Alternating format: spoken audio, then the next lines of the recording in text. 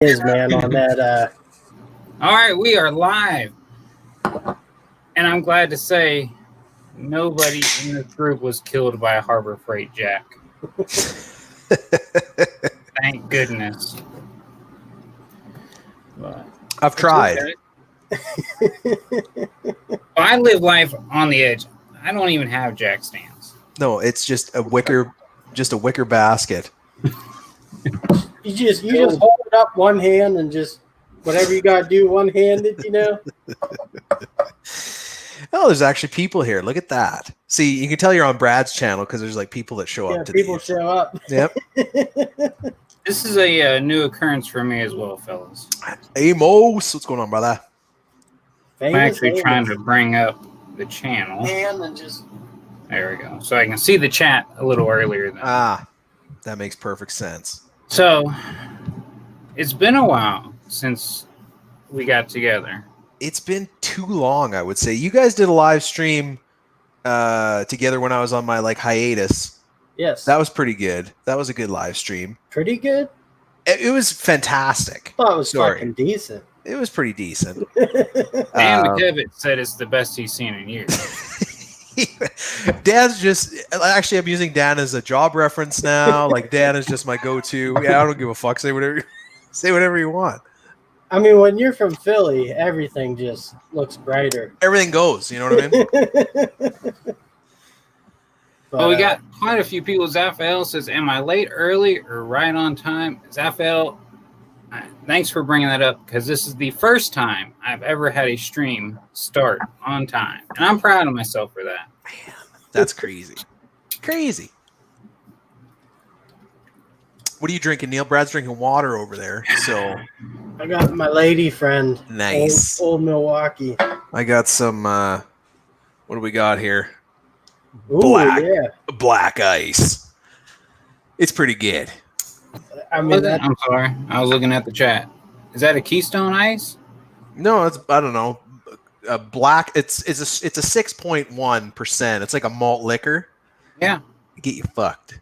Oh, that's what Keystone Ice used to be. Oh, yeah. In my college years. Mm-hmm. That's what that can looks like. Is the Keystone Ice? You know what? It could be just rebranded. You know, classic Harbor Freight, whatever. Just like fucking Princess Auto. Yeah. It's funny because I have some Canadian Tire jack stands that I'm sure came out of the same exact factory as the Harbor Freight Insta neck snappers or whatever they're called. But yeah, I don't know. They probably apparently those ones are fine. They won't recall them in Canada because of the shipping. Well, we got free healthcare, right? So they're like, "Yeah, fuck it, whatever. Just crush them. It's cheaper than sending them a new $40." So what's going on? Are they replacing those things, or are they just here you go, you buy this fucking shit to hold up a vehicle from Harbor Freight? You know what you're getting into. I'm pretty sure they're not you just get your money back or something, right? And then that's what I've heard. 20% off another purchase, but not the Bauer or any of that stuff. Anything that you want. Yeah. But fucking tarps, man. Oh, you can get a cheap tarp. They're free down here. Free tarps. Yeah, they're just handing them out. Fucking ridiculous. Oh, that's going down real smooth. I was going to stop and get a pack of Dos Equis and have a beer with you guys. But I never left the house. So... Are you just full... How are things in Texas? The restaurants just opened up here and they are fucking ass blasted full. Super packed. Is it same story down there, or? Well, I haven't really gone out too much, really. I mean, I'm happy at home. I know, that's the best. Yeah, I've been at home for a month now, and that's the longest I've been home for 2 years. People that are unemployed don't realize how good they have it. This has been the best 2 months of my life. Honestly, I've never been happier. House is spotless. I'm fucking crazy. You guys just banging like none other. It's just insane. No. Well, none of that. That hasn't changed at all. Brad probably just I'm going out to the shop for an hour or something, and his wife probably just so that's probably the next 10 hours. See, Brad's problem is he has all those dildos that he's been making lying around the house. She doesn't even need them anymore. Yeah, everything's a dildo. Harbor Freight was going to have a free angle grinder coupon. Holy shit, those got to be the sweetest angle grinders in the world if they're just handing them out. Well, I mean, it's probably what you're running, right? The Drill Master? Drill Master thing is sweet. Well, it works what you need it to do, right? Actually, yeah, it'll eventually get the job done. That's like my hyper tough cordless. It's kind of like I have a scroll saw because eventually I want a tool that's safe for my daughter to use. That's the Drill Master angle grinder. Not enough power to get in trouble. No, not really. Yeah, the Toyota Prius of the grinder world. But I'm not gonna lie, I do pull it out, because if I'm doing a welding job, usually I have all 3 discs. I have a cutting disc, a flap disc, and a heavy grinding disc. And I'll just have 3 different grinders sitting right there next to me. Fucking America, that must be nice. Just the grinders for everybody, throwing them around. They're so fucking cheap. Harbor Freight giving them away. Shit has gotten I don't know with the COVID, shit has gotten so expensive here. It's ridiculous. I don't understand. Nobody's working, and the price. The only thing is fuel has gone down. But I saw a guy from Arizona, $1.19 a gallon for premium or something crazy like that. That's insane. I can't even wrap my head around. That's cheaper than water. Yeah. I mean, what the fuck? Ours hasn't gotten that cheap here, but yeah, I mean, it's crazy. 3 grinders is the sign of a good welder. Well, that shows that you don't bullshit. You just want to get the job done. You're switching blades and stuff, you're going to be out there all day. So nobody's got time for that. Have you seen the Bosch? The Bosch quick disconnect grinder where it's called X beam or something? Yeah, that looked pretty slick. It looks slick, but I don't trust it. The thing I don't like about it is how much, I can't remember how much the grinder is, but because it's not going to be cheap. And then you're locked into buying those specific discs for it. Yep. Is that what is that, a universal, you change the head out or some shit? No, just clicks in, and then you're good to go. Does anybody else hate the multi-tool, they're the Matrix, the Black & Decker Matrix is the only one that makes sense because it's cheap enough where a homeowner can buy it. And then you need a real shitty jigsaw once or twice a year, and then a crappy sander. This will get the job done for you for $75. The Bosch and the Milwaukee ones are they're charging this huge fucking premium, and then you got all these cock ends on there. I don't know. I've never used them, but they look stupid as shit to me. That's how I view it. There's this one on Amazon, which is exactly that. It's a drill, but it has a bandsaw attachment, everything. The thing was $1,000. I'm like, who the fuck's buying that?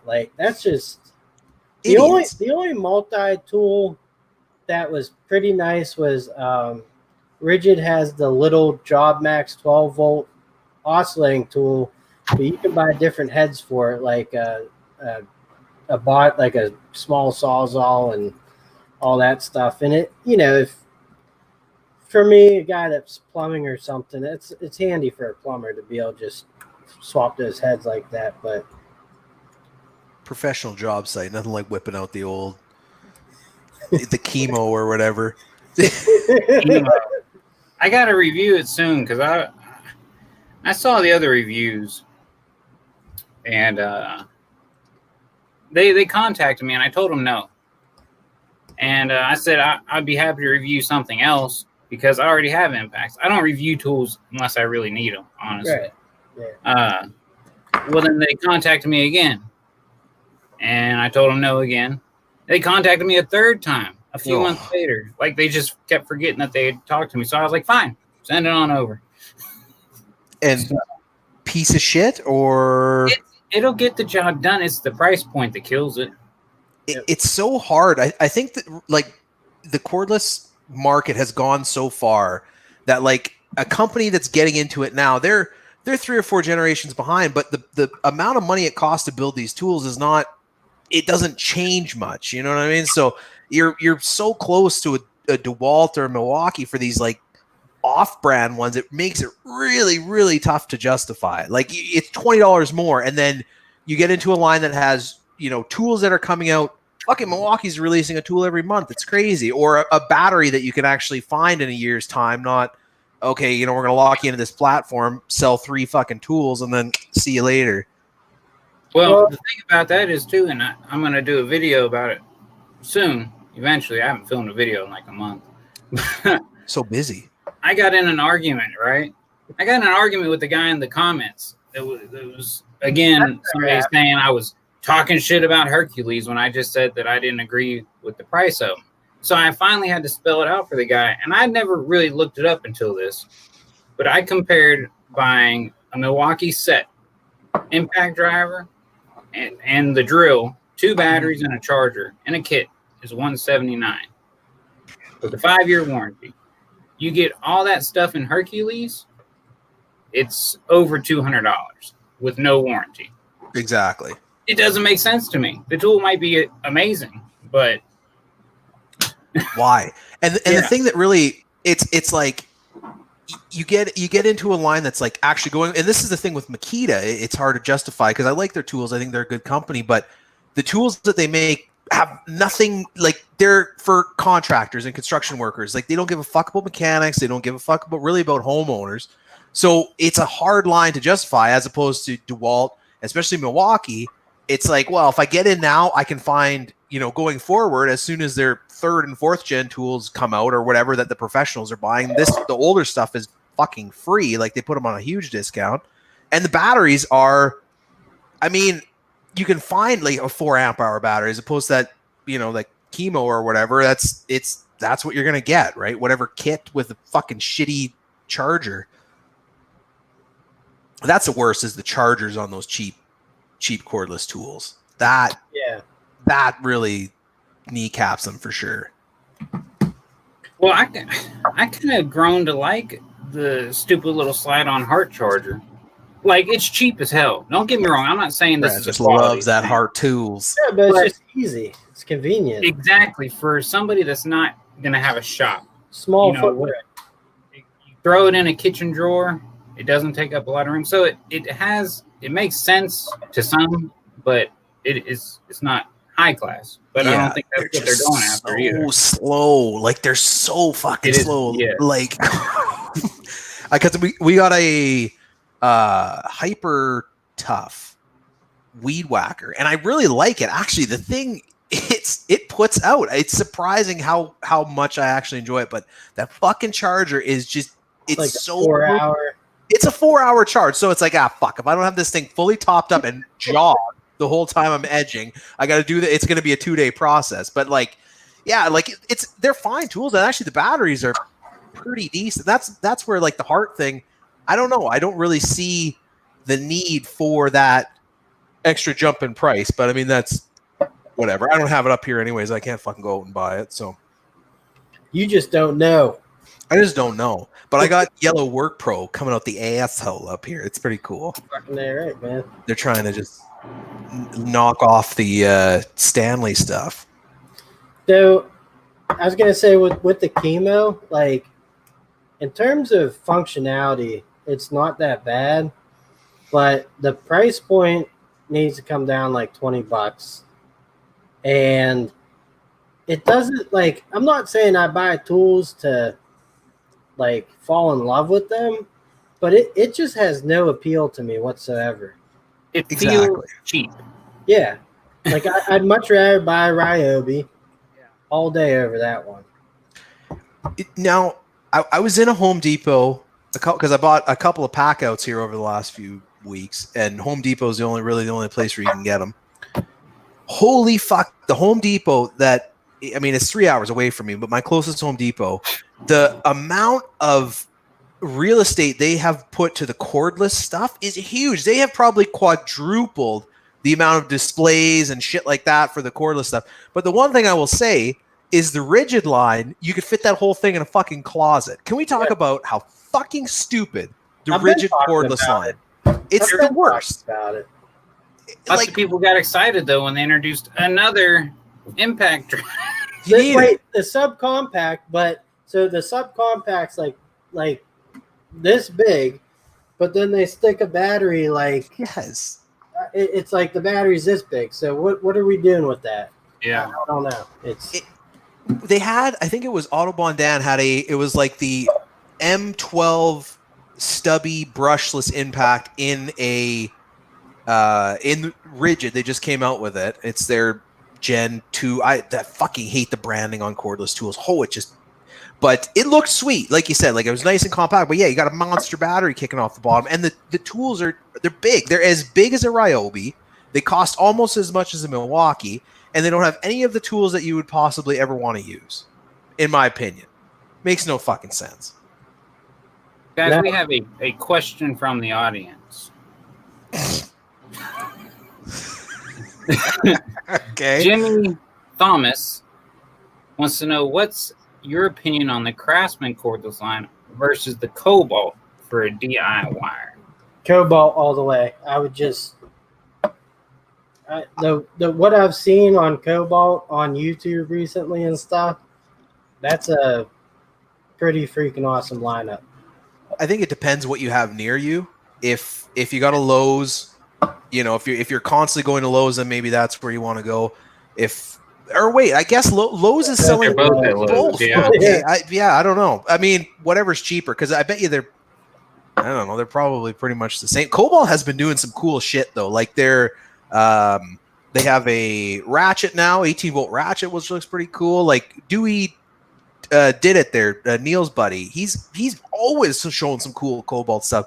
The Craftsman shit it's a red DeWalt, and they don't even give you the good DeWalt stuff. It's just, here you go. There's a drill and impact driver. Yeah, and I had to agree with both of y'all. If I was choosing between the two, I would probably go Cobalt unless there's a huge sale or price difference. But if you're looking at what's a better lineup, I think Cobalt. Would you say now, because you guys like Ryobi, if it was between Ryobi and Cobalt, where would you go? I would still go with Ryobi as a homeowner because, I mean, they have it's insane. Cordless pool cleaners. It's fucking nuts how I didn't realize how the sheer amount of tools they have is just insane. They got like 4 weed eaters, 4 blowers. They got riding lawn mowers now. I mean, yeah, exactly. Like 0-turn riding mowers, and it's pretty cool. Yeah, I would say the Ryobi. Like if I was to buy like a homeowner, I would probably get Ryobi because there's a few tools, like they have that soldering iron that I've been wanting to try for a long time. The hot glue gun. I mean, there's just weird oddball shit that you would never think that you need. Damn hot glue gun myself. Right? I know. Did you guys see? Most of the things in my shop is hot glue and super glue. Damn straight. That's all you need. Cool thing about Ryobi too is like sometimes they're kind of like a test pilot of tools that they want to make Milwaukee or rigid or something, but they send out, they make it in the Ryobi form factor, and some of them do move on and some of them don't. So you get some, Yeah, exactly. You get the one-offs that's like, we can't really justify this as an M18, but we'll just keep selling it Ryobi. I've been waiting for like a good deal on Ryobi batteries so I can get in and then just buy the bare tools as they go on sale. They give them away at Home Depot. Well, listen, down in Freedom Land, they give them away. Yeah, I get it. You go through the door. Hey, you guys want a 2 amp hour? Thanks for coming by. Or here's a tarp. That's up here, how it is, man. See, here's the thing: is I buy cordless tools 3 times a year. I buy them on Father's Day, yeah, buddy, Thanksgiving, or Christmas. If you stick to them times a year, you can get some cheap cordless lines, and eventually it grows enough, Yeah, I've been waiting. Because I still haven't. Not in an 18-volt, but I have a couple of like old clapped out DeWalts that are they're hanging on for dear life. I'm honestly surprised that they're still working. I bought the cheapest DeWalt brushless drill 3 years ago and have beat the tits off of that thing, and it will not die. And the batteries they're holding like maybe like I can get like 40 minutes of runtime out of them. It's like, I gotta hot swap a new battery just to get the hole on there. So I'm looking at the M18, and I think maybe Father's Day, I might. We'll see. But you have other cordless lines, don't you?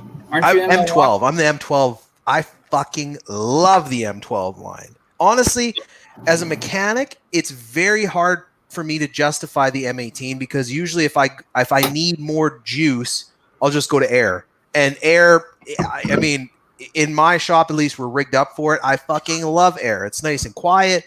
The torque is very linear. It doesn't beat up your hands like it, the vibration wise and stuff. But I'm thinking just because I'm doing more stuff at home and kind of side jizzers that I would like, an 18-volt line at work that I can just have and then maybe bring the DeWalt stuff for, an impact driver and a drill for doing stuff at the house. But we'll see. I would still like to get into a 12-volt line. I had the 12-volt DeWalts that I won, but that's the only 12-volt stuff I still don't. I commented when those first came out, the Atom, the 12-volt Atom thing that they were jerking off about. And I commented on a video and I said that was the dumbest fucking thing I had ever seen in my life because they're the same size it's like the same size as a regular drill, no? Well, what kind of drill we talking? Oh, both my Ryobis are over there because the Ryobi will stick out. Well, yeah, I mean, those Ryobis are fucking massive. I actually do have a Milwaukee that came home with me. Accidentally. I But forgot. it's out in my truck still. I haven't brought it in the shop. But I mean, I guess. Yeah, I guess. I don't know. I feel like they were really charging a premium for a 12-volt tool. I don't. Price drop on them. Do you know what the price was for the combo, Neil? The drill driver? I think it's $149 for the drill driver and two amp hour batteries. I mean, that's all right. I don't know. See, the weird thing is they've been selling the 12-volt like that off the Mack truck for a little while now too. So you can get a few of the mechanics tools, but they are like that. I don't like the battery packs. Like I prefer the bullet style batteries that go up into the handle, for like the ratchets or for the, when you really need a slim tool. It's hard to beat that. Well, see, I watched a video too because they only got like 4 tools that I know. Yeah. For the D12. Yeah. And they have a 3/8 impact and a 1/4 inch impact driver. And there's a video I watched, and the guy tested it, and the torque on the 1/4 inch and the 3/8 were exactly the same. Mm-hmm. So all they did was change out the anvil. Because I was going to buy the 3/8, but my cheap ass now, I'll just stick a 1/4 inch adapter in there. Of course. And go to town. You lose what, half an inch of compactness? Yeah, you don't need. You got that chemo if you really need to fucking give her. I'm telling you. Oh, fuck. Did you guys see the new Milwaukee with the XD like industrial line there? They got the cement cutter and the jackhammer and shit. That looks pretty fucking sick. Yeah, none of those tools I ever. No, but they're going after the rental market. So they're coming after like the Bosch and the the fucking, what's the one that you like, Neil? The Hilti. How's your Hilti been? I like them. I actually I brought them home just because the Milwaukee 12 volts have been. I actually have a video coming up on some of my Milwaukee stuff. It's kind of giving out on me. So. Oh no shit.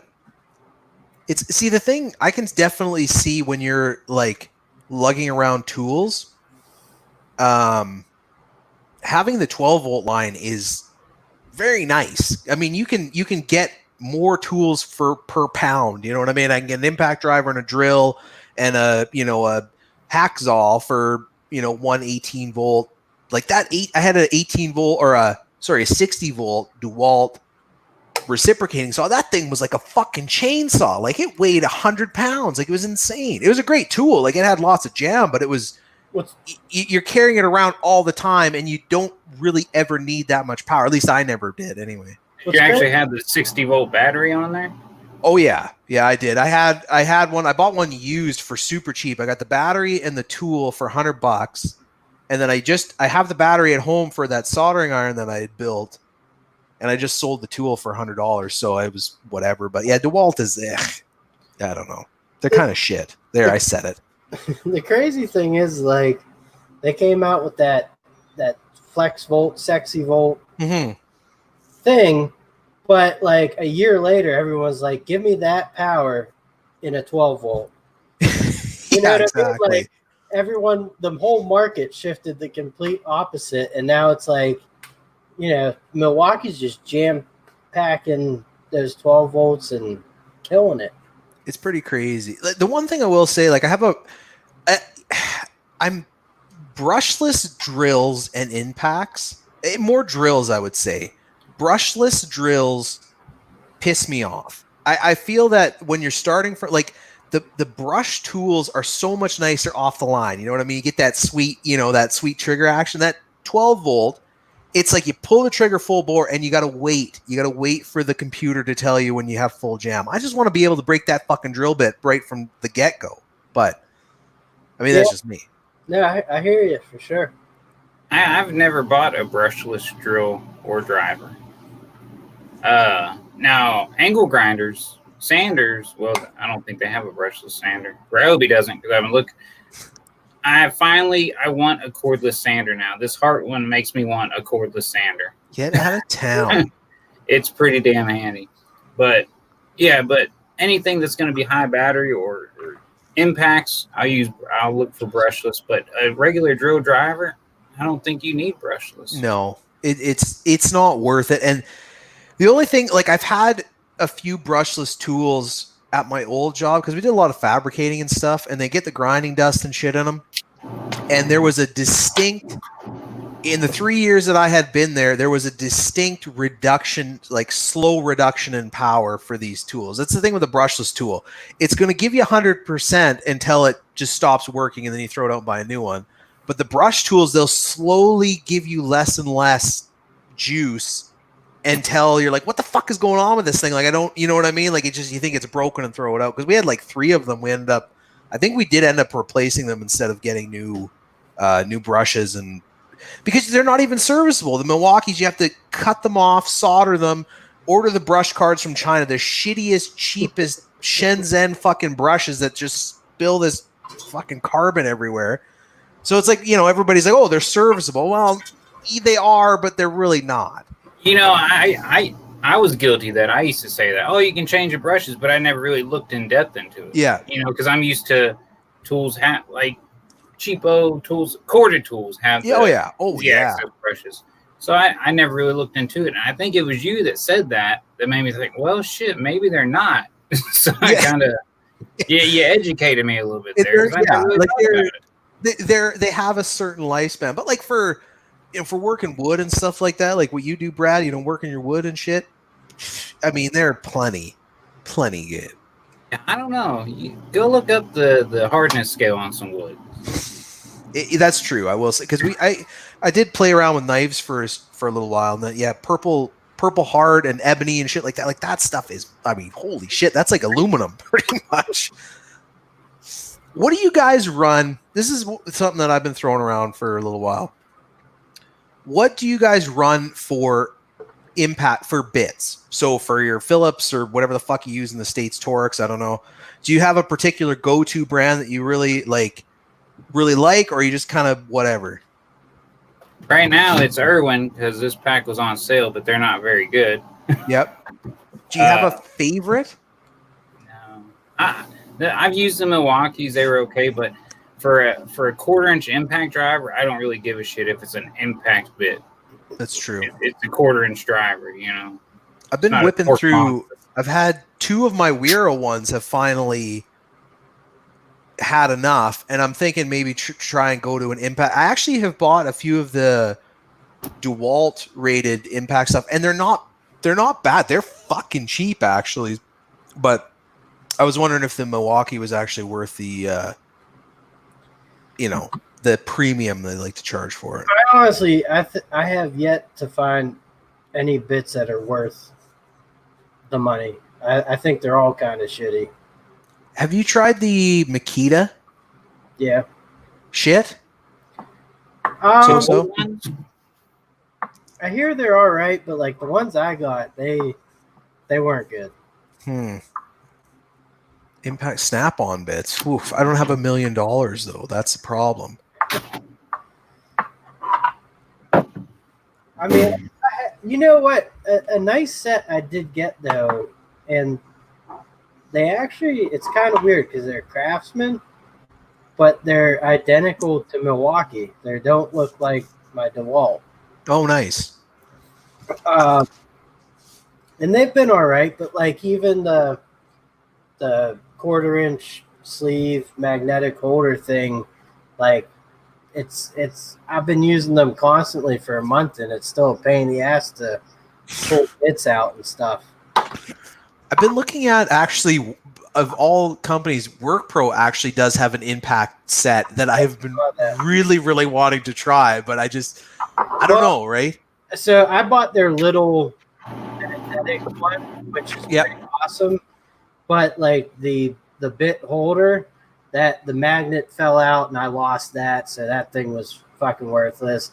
And then they only give you Phillips head and stuff, and the heads weren't bad, but a lot of, like, I just put a lot of flat heads and stuff because they only give you Phillips and Robertson. That was the only 2 bits in the kit. I think they did have a full kit though. I remember seeing a full impact rated kit, which actually it was like a decent value.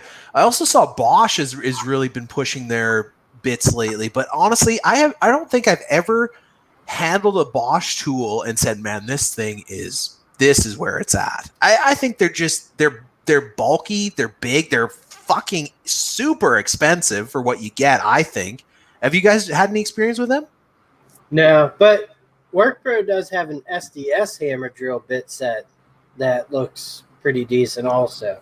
They're making everything. I don't know what the fuck's going on with it. Like, it's just crazy. Like, they got, like, now they're in Walmart. It's like, yeah, I knew WorkPro before they were in Walmart. You know what I mean? Now they're like, holy shit. Like, they are making every consumer grade level tool, you know, for a huge amount of these manufacturers. It's nuts. Oh, there's WorkPro right there. Yeah, I was just about to say they joined us right when you started talking about it. Of course. What's up, WorkPro Tools? WorkPro. Hey.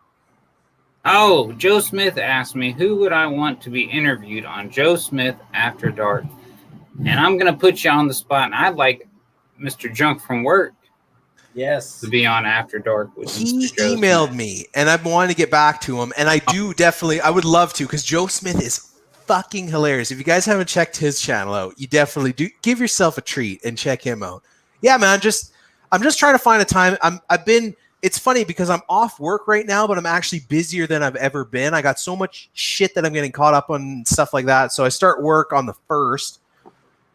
Fuck my life. And then, yeah, hopefully I can maybe get you in. We can do something on the weekends. Would you be interested in doing it on my channel there, Joe? I need all the content I can get because I haven't been very good at recording shit lately. Let me know. There's Dan McKevitz. Tools and Did he make an appearance? Oh, yeah. He's in. Brad, you did that thing with Joe Smith you did, the After Dark, that was a good one. Yeah, he got a little more deeper than I thought it was gonna get. Yeah. Check it out. Was it dark? No, it was like, you know, Brad actually opened up a little bit, peeled a layer back. I'm an onion. You never see that from Brad. Hard dildo exterior. Hey. Brad, I will say a couple things. First off, the channel, you've been on fire, number one. Yeah. Second of all, the resin videos, like that egg that you made and that bowl that you're working on, if you guys haven't checked it, Brad's Workbench on Instagram, looks fucking sweet. The resin stuff is awesome. So yeah, Matt, keep going with that. That's killer. I was actually working on the bowl right before this video, getting the outside sanded, and it's gonna be fucking amazing. It looks gonna really be my good. best one yet. Yeah, I would say turning tricks with Brad. That's it. But who said that? That's how in the zone he is with his channel. He calls this a video. It's a live stream. he's like, I just did this right before this video. You know. No, I get it, man. You're big timing. He's big timing. That's fine. He's going full client graphics on everybody. I'm doing nothing different than I've been doing for the last 2 years. Yeah, I'm just nothing different. Man, hard work's paying off. Enjoy it. Yeah. I've been saying that Brad's Workbench is underrated for a long. I was the first one to say it. Everybody was saying Brad's a piece of shit. He's a fucking asshole. I said no. He's really Lately, got something. I've had these guys that keep coming around my channel telling me that I deserve more subscribers and that they want to be YouTube friends with me. Oh yeah, those guys have been passing by my channel too. So maybe they're GM spec. Joe Smith. The first Turner just said, Brad, seriously try a heat gun on epoxy. This bowl I let cure for too long, so the epoxy's pretty rock hard now. So in my video, unless I edit it out for some reason to save on time, I mentioned Turnings by Turner, and I used the heat gun on it, and it does help with cutting the epoxy a lot. What does it do? So you heat it up first before you turn it, or is it like when you take a torch to something and like smooths it out? Before you turn it, it just kind of makes it more flaccid. That's perfect. That's what you need when you're turning dildos. Fits your channel pretty well. As I got a lot of reviews I've got to get out there. A lot of update reviews. I got my boots I got to update. The Osa Tools backpack needs a full-fledged review. So I tell you something that I have been fucking loving is the Milwaukee pack out. There, I said it. And now I'm one of these dickholes. But Jesus Christ, expensive as frig. The thing that really pisses me off with those fucking pack outs is, okay, you can buy the the trolley or whatever, the dolly style pack out, and they have like an attachment that goes on with 4 casters on the bottom. Okay, perfect. You can buy the casters and then you can buy the sets. It's $150 for a fucking plate with 4 wheels. Why the fuck? Are you kidding me? Are you fucking kidding me? Oh man, I was getting real fucking hot when I seen that. But I'll probably buy it. Milwaukee guy, classic. I'm wearing the red shirt. I'll make you one. How about that, man? I'll make one for $100. That's it. Steal. Well, you could probably just go out to Home Depot and buy one down there and ship it to me for less than what I'd be paying. There's my business model right there. Brad's just going to be importing stuff. I have an Etsy store now. All right. What are you selling on there? It's Brad's Workbench Store, because somehow I created a Brad's Workbench store already, but I don't remember the password. So I made another one. Are there butt plugs on there? Not yet, but the holidays are just around the corner, Neil. You can pick up your butt plugs. That's what people need them the most. What about dick pics? Where's my resin dick pic? I want a veiny one. You know what I mean? I just had an order for one, and I made another one. I haven't made any. Before that one, it had been a few months before I had any orders. I love the Brad's Workbench dick pics. That's your bread and butter, Brad. But if you want one, I'll keep you in mind. I do. I need to get one. I've been saying it for a while because I would use it at work. 110%. I'd be looking for an excuse to use it at work. How's the shipping going to work, though? Is it going to cost you like $40 to get this dick pic? Oh, yeah. Yeah, for sure. But our money, it's like it's just like toilet paper. Like you can just, if I send something to him for $50, we'll say, Junk will probably have to pay another $150 on top of that. Neil sent me a $20 set of Work Pro pliers that I had to pay $38 to get. I felt fucking terrible about it. After he spent $20 to ship them, I was ready to just leave them there. Up to you. I'll drive them up to you next It's time. pretty much cheaper. With that cheap gas you guys got, you just throw a few jerry cans in the back, you're set. Well, my truck's getting inspections because I've failed to do that for 2 years. So. Oh, you guys have to do inspections down there, hey? Well, I do. Pennsylvania's strict on that shit. Bullshit. It's the only thing that like Canada is laxed on. The problem, the snow just rusts everything out before it gets a chance to get any older than 10 years. But you go over to Ohio though, and those people don't have inspection, and they got fucking. I mean, most of their cars held together by duct tape and rubber bands and bungee cords. That's pretty much the whole state of Ohio is held together by that. Not as bad as Pittsburgh, but still pretty. Guys are just tearing me up in the chat, man. What are you doing, Brad? Apparently my epoxy butt plugs were popular. I love your epoxy butt plugs. My wife was asking about those the other day. Oh shit! Uh-oh. Forgot to turn off the compressor. I gotta grab another beer. I'll be back. I do as well. I'm just gonna leave it up to Brad to. All right, so I need to know if anybody in the chat has been killed by a Harbor Freight jack. Please write down in the chat if you have died using a Harbor Freight. Oh shit! What's the word? Jack stand. No state inspection. I'm down. I didn't know mass. Lots of fun. Hey, Budget Tools got a toy CNC 3018. I don't know what that is. I've just been putting out a lot of work on my CNC, which is what you'll find on my Etsy store right now. Doing a lot of signs and the bowls I make. I got to put them somewhere. There's only so many bowls I can have in my house. I'll be right I'm back. stealing my compressor excuses. Goddamn pump.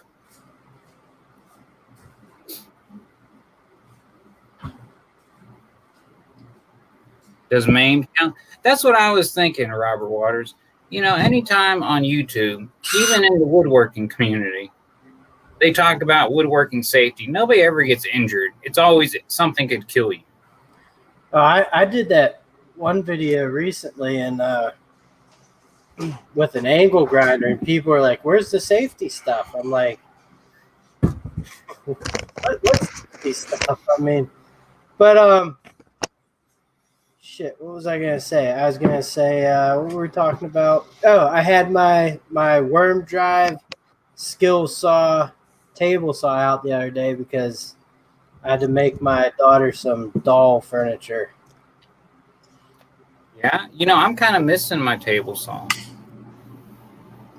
I got rid of the table saw when I brought the bandsaw. And there are times when a table saw definitely would be handy, but Table saw is where it's at, especially if you want to use fingers.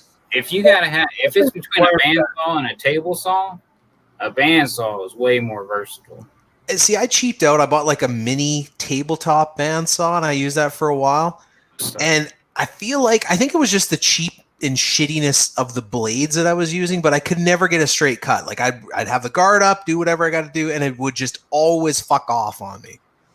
Yeah, the little bandsaws. I mean, you can tune them up to get a straight cut, they say, but like I have a little 9-inch Ryobi that I use to cut the plastic handles off the picks when I make my dick pics. Yeah, you know, stuff like that. The thing about between table saw and bandsaw is bandsaws are so damn expensive. Yeah, that's true. And really, you need to get at least a 14-inch to get any serious power behind it. So, table saw is more economical for a lot of people.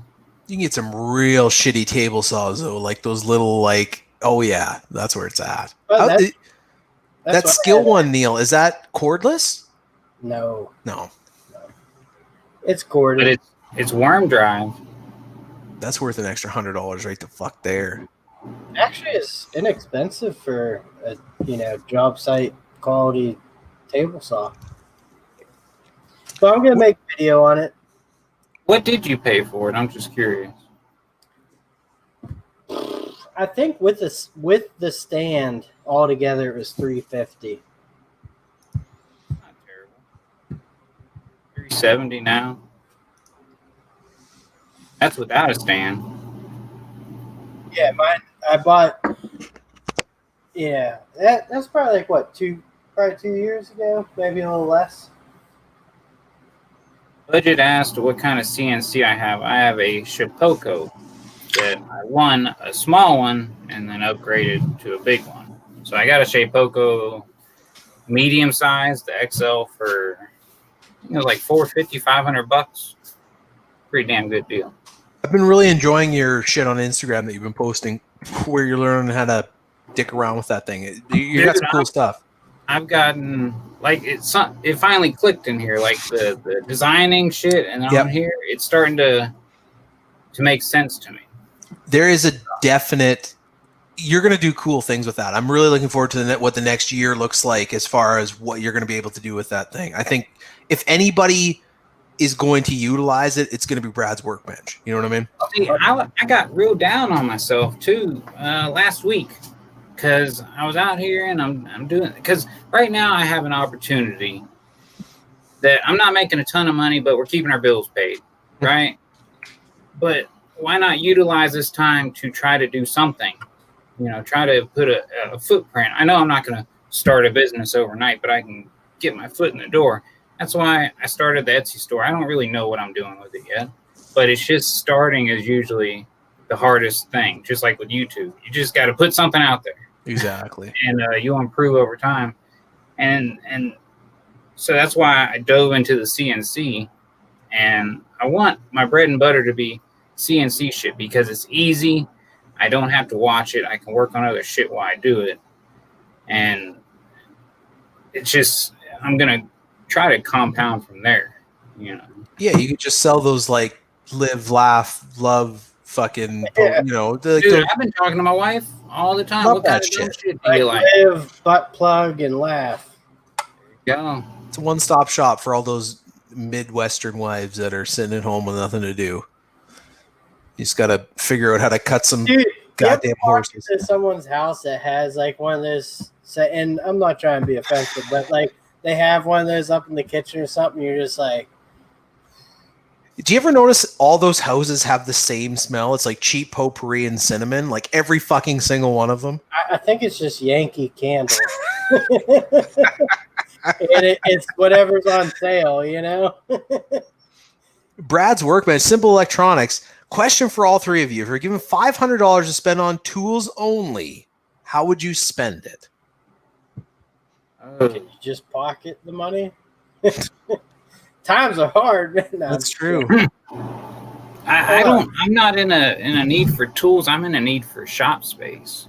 So that's not the question, Brad. If you got $500, you can either throw it in the garbage or you go out and buy some tools with it. Oh no. I can't go buy a new lathe. I guess probably some lathe tools, maybe some CNC router bits. Nothing exciting though. I'd go for a pack out or two. Yeah. I think probably what I would get would be a drill driver pack out combo. You know what I mean? Like the base with the fucking impact and a couple of batteries and shit. That'd be it. $500 really doesn't get you much. It's just enough to where you can almost get what you want. I do need a new belt sander. I would like to upgrade from this Harbor Freight 4x36 benchtop belt sander. So I guess that's what I would buy. No breaking the rules. $500 sander is what I want. $500 sander would be all right. Well, you know, I figured out that where you spend your money is on the jobs you hate doing. Yeah. Spend that money there. Get a tool that's going to do it that much easier. Yeah. And you can get done with it that much quicker. Hitting us with the fucking knowledge. Brad's Workbench. Just like throwing it down. Like, I mean, $500 US dollars. Oh man, $500 US dollars for tools. Okay, so I'd buy a drill and then a house. I'd buy my next door neighbor's house. Broken says that's how he started with his horseshoe animals, I guess referring to my signs and just getting started. And he says now he can't keep up with demand. My problem, I think, is I live around broke people or farmers that don't want to pay that kind of money for woodworking or a sign and stuff like that. So that's why I'm hoping Etsy will open up a wider audience. But how you get found on that, I have no clue. I buy stuff off of Etsy. But, you know, like on YouTube, you put tags in to try to get up the search list. How do you do that on Etsy? Because I searched tags I knew I put in shit, and I couldn't even find my own damn listing. Well, you're doing all right on the YouTube, so I think you'll figure it out. What now? I had a question for Brad. Simple Electronics had or a down payment on a Snap-on number 2 Phillips, handle not included. Pretty fucking much. Just crazy. Well, that's what 410 also said. He said the most expensive tool he bought was what was it? An 8mm swivel for $50. It's retarded. I just literally could not physically give somebody $50 for a single socket. Very rarely will I go on to that truck and walk out with something and feel like I haven't been, like you feel like you've been violated. All right, actually, I got a good question for both of you. What's like one tool that you thought you needed that you spent good money on and you bought it and then you just kind of realized that it was like the biggest waste of money? Like a hundreds of dollars. Oof. That's a tough one. Well, I'll tell you. Take your time if we got to come back to it later, but there's an air compressor that I bought years ago. And I spent $200 on the thing, and it wasn't enough. The thing is loud as shit. It can't keep up with fucking anything, and it won't die. Video? What's that? Was that your first video? That was my very first video. That piece of shit. I've had that thing for years, and it won't die, and it's like leaking all over the place, and I just wish I would have spent a few more bucks and either got something more portable or something with more like capacity.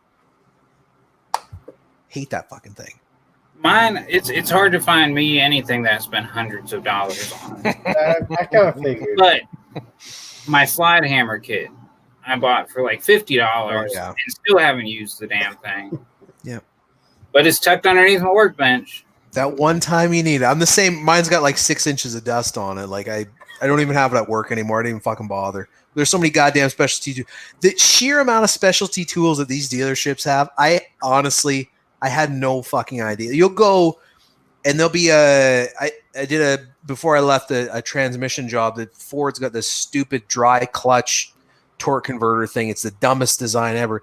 And they literally have a tool or a kit of tools just for pulling the seals out of this specific transmission. It's probably like about that big with like a bunch of little doodads and goo-gaws. Probably $1,000 kit for one fucking job. Ridiculous. Should be illegal. I was watching I forget which video, but it's an AVE one last night, and he's talking about some guy working at a dealership as a mechanic, and he was fixing an engine or something and had to remove the camshaft or whatever, and he's spending all his time on it, couldn't do it or something like that, and they were like, oh yeah, I know what you're talking about. Drill a hole. Tool, and they sent him a fucking keyhole saw or a hole saw, and they said cut out the fender, and you just slide it right on through. Oh yeah, baby, that's it. And it was like a 4-hour job. It's like it doesn't surprise me even for a second. It's just one of those. Somebody just said my most hated YouTube phrase in the chat. What? Moist? Buy once, cry once. I once, cry once. I hate that shit, man. Yeah, what's the name? Your average tradesman. I actually have a video called "Buy Once, Cry Once," or it says "You buy once, cry once," or something like that. It's got me looking dumb in there. You should watch it. Everybody should watch it. I seen it, Brad. Fuck. I've probably seen it. Oh yeah. He's so trash is off in the house. There's a guy that I haven't seen much of lately. Actually, I gotta say, and I gotta admit, I was about 20 beers deep a couple hours ago. I fell asleep down my woods. I woke up, took a shower. So I don't know how this is gonna go tonight, but cheers. It's a hell of a day. I mean, I'm with you there, Neil.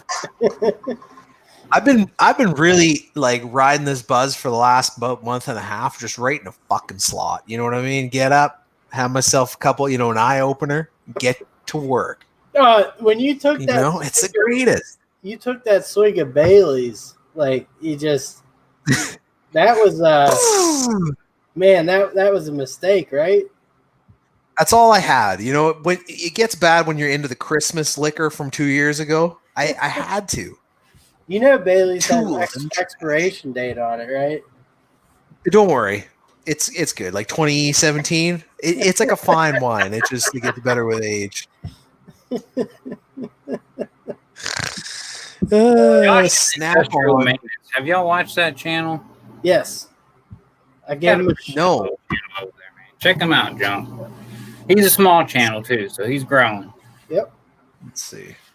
And he knows his stuff, and he's got cool tools too to show stuff that a good mixture. Yeah, very good mixture of tools. He's an electrician, so of course he's gonna have his shit together. Everybody knows. I actually was talking to my wife today. I said, once I'm done with this fucking horseshit mechanic job, I'm going to, I think, electrician, industrial electrician. I don't think I can work in people's homes. Fuck that. But industrial electrician, that's where it's at. That would be a sweet gig. I think it's easier, to be honest with you. I mean, it's heavier, harder work lots of times, but the electrical concepts, 480 is way simpler than single phase shit to me. Maybe I've been around it more. I don't know. I mean, it's just one of those things. I think you get used to it over time, but I think it's definitely got a lot more future applications. I think the industrial electronics or electrical world is growing a lot faster than other industrial trades. I think that's just stuff is starting to go that way. You know, you're going to start seeing legislation where shit's going to be converted over to higher voltages and that type of shit.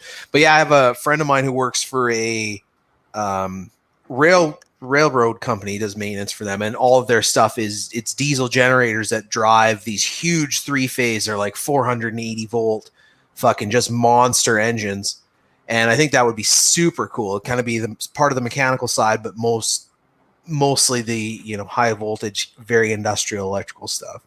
Now, I only spent 2 years on the railroad, but if I remember correctly, and I was like 20 at the time, so this is 15 years ago. Drunk as shit.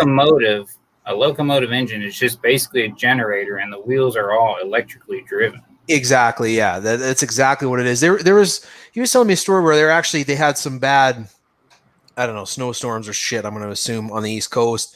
And they were running city blocks off of these diesel generators that are, you know, normally driving these huge locomotives. But yeah, it's really cool. I mean, it's something you don't ever really think about, but like you look at, you know, industrial. Yeah, exactly. You know, to be an electrician, you need 2 screwdrivers, a roll of tape, a pair of shoes, and you're fucking ready to go, baby. Like that. It's so much less barriers to entry, I guess. I don't think so. I mean, I don't agree. Now, I had a whole bike full of tools. To be an industrial electrician, you need pry bars, you need hammers. That's true. You need quite a bit of shit. I'm already you don't use them every single day. Yeah, that's true. Hashtag hybrid, baby. But my Klein 11-in-1 was my go-to. That stayed in my pocket 24/7. The electrician's got the nicest shit. Like I follow a few guys. There's a guy, I think, what's his name? Montreal Sparky. I don't know if you ever guys follow him on Instagram, but he has some fucking cool shit. Electricians, they buy like one big tool a year. They spend $2,000 to buy some fucking weird cutter or puller or something like that. And that shit is fucking cool. They always have the coolest. It's all Nipex, all insulated. Mechanics are like, yeah, I got this old fucking SK set from 100 years ago. It's all beat to shit and a Craftsman ratchet. You can't afford to buy new stuff. You're just buying. Charge it on the Snap-on credit. You know, it's not real money anyway. It's just fake money, baby. Yeah, I might stay away from the Snap-on multimeters, but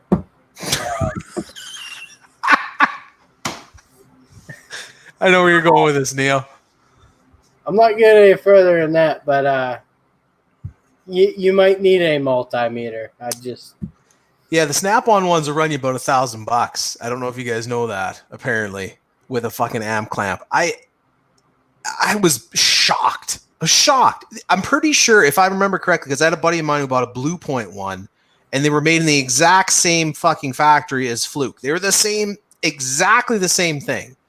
Maybe the Snap-on ones have like, you know, pixie dust shooting out their asshole, but $1,000, holy smokes! If the amp clamps jerk you off while you're, you know. Yeah, if the amp clamp gave me a reach around, I'd say that was like a $500 add-on. But even then, I mean, man, alive, it's $250 multimeters. It's fucking crazy. I mean, I spent like $50 on one. I was like, wow. Like that, that's expensive. You can get you a Klein for $60, $75, and it's a pretty damn good meter. Exactly. And the thing with automotive, I mean, 9 times out of 10, it's 12 fucking volts. You can get the free Harbor Freight one. It's going to fucking do you good enough. I bought a $60 Unity meter, and the thing is incredible. Like, that's all you need. $1,000. You could buy fucking dozens of these things. I don't know. It was. I have a tack light little bitty amp clamp just for here at home, and I fucking love it. That's all you need. Yeah, it's like this damn big. Cost me like $12. Yeah, I trace fucking everything with a non-contact voltage tester. Don't say that on YouTube. Yeah, listen, man, I don't care what people say, but like even 3-way switches, I found a way in my own head to figure them out with just that if I have to. So what is your go-to non-contact detector? Because I've always had I've had difficulty finding that balance between too sensitive and not sensitive enough. I have a Fluke that I got from Lowe's probably 6 or 7 years ago. But yes, I actually have a video on that.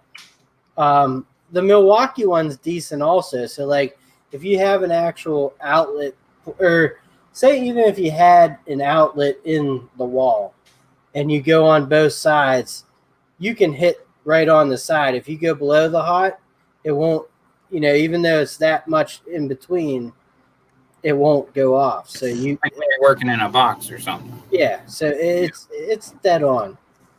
I had a South wire I used at the plant, and it was, I don't know, $15, but it was the best one I found to get that balance. Yeah, I have one of those too with the flashlight on the. Yep. Yeah. So like because I do maintenance, I have different. Like I have a plumbing bag, electrical bag, and then like a general bag.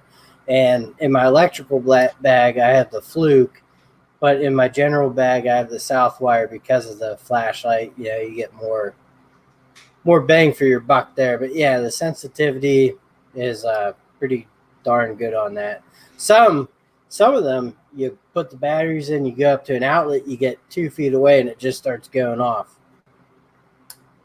Rub it on your shirt. Yeah. The test light of the AC world. I like the non-contact testers. They're good. I usually I'll use it kind of like a no type of deal with the NCV or whatever. But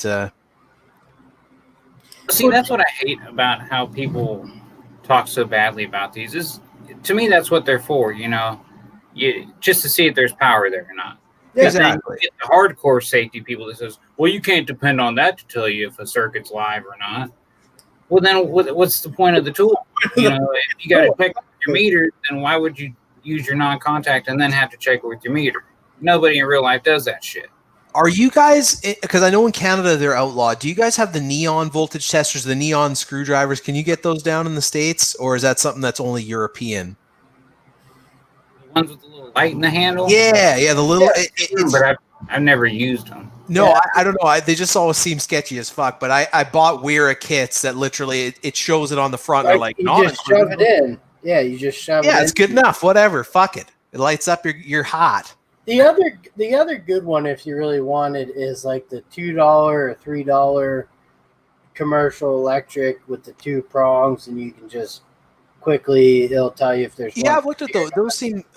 Big Clive was talking about those. He just swears by those fucking things. Yeah, I mean, that's what a lot of older maintenance guys use. Is just one of those because you could throw it in a.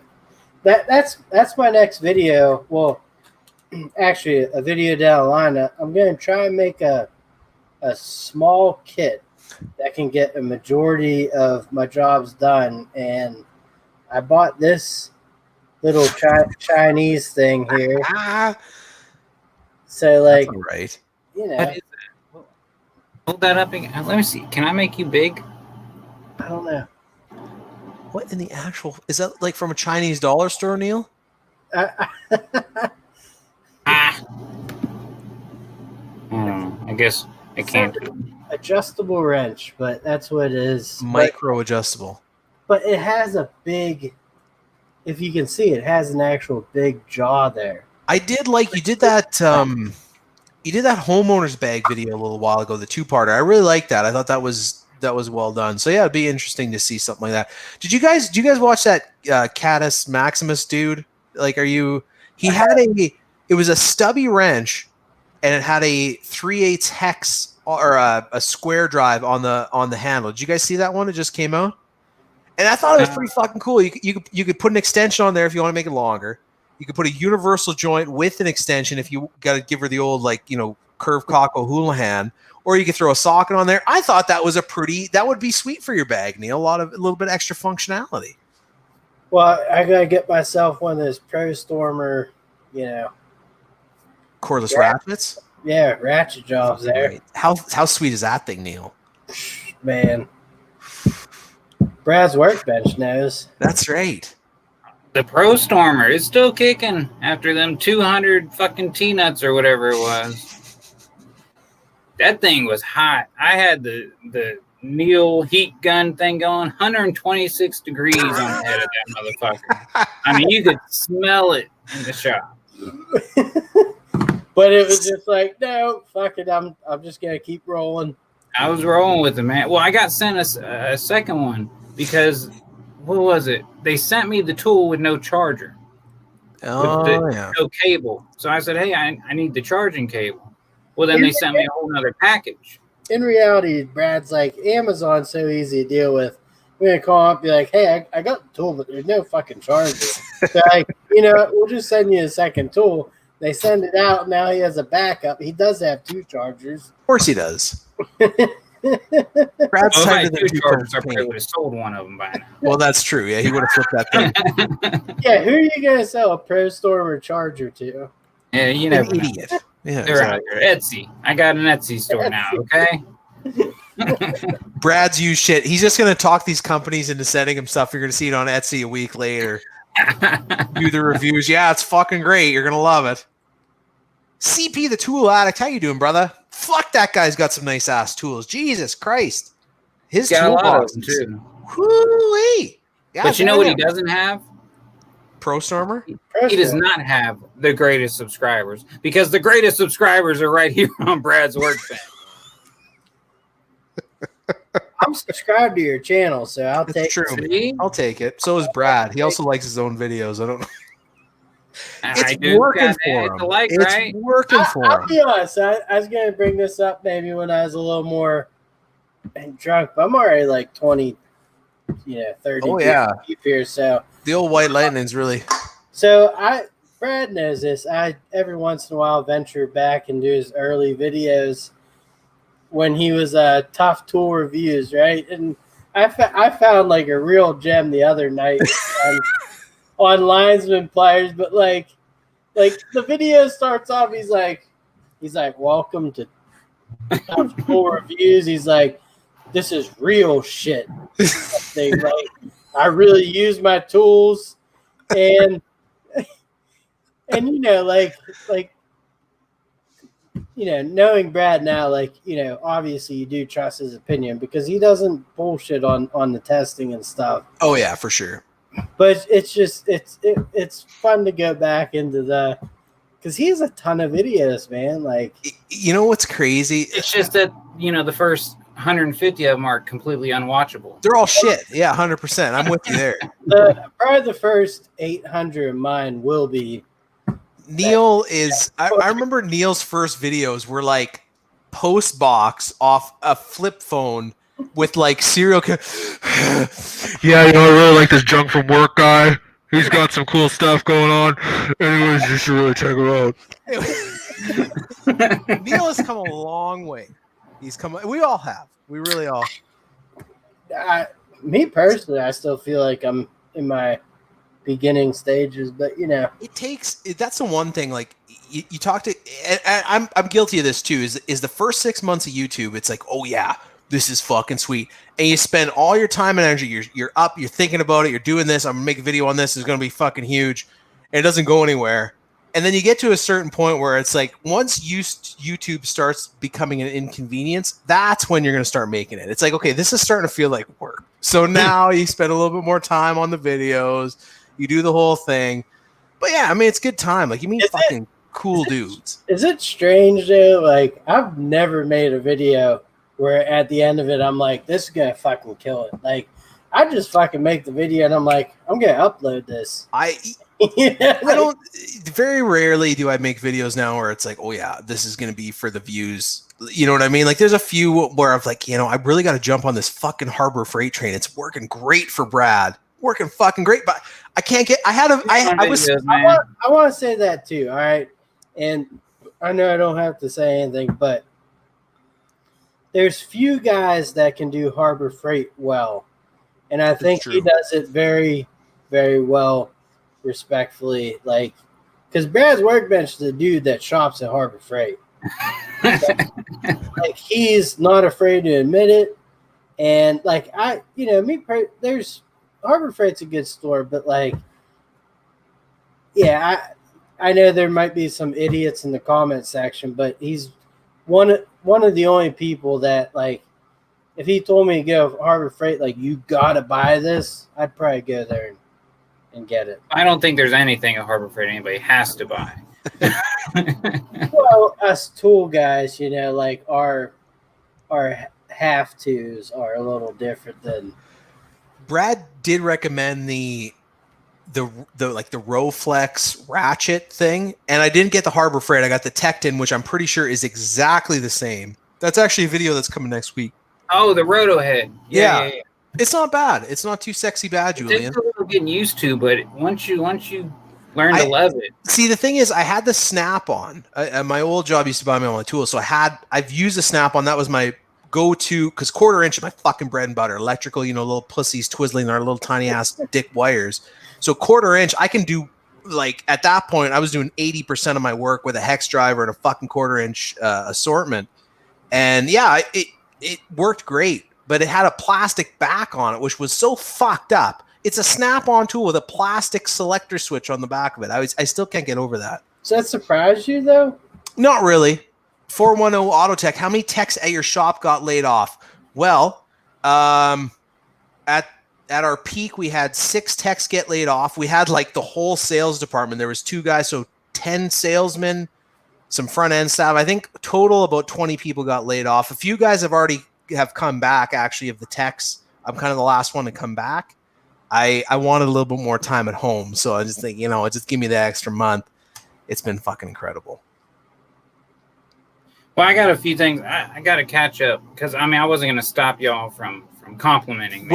We're I'll take all I can get. Yo, of course, Brad. You got to. Your hair looks great. CP gave me a $1.99 super chat, which are a rarity around here, so I appreciate that, CP. Look at that fucking guy swinging dick.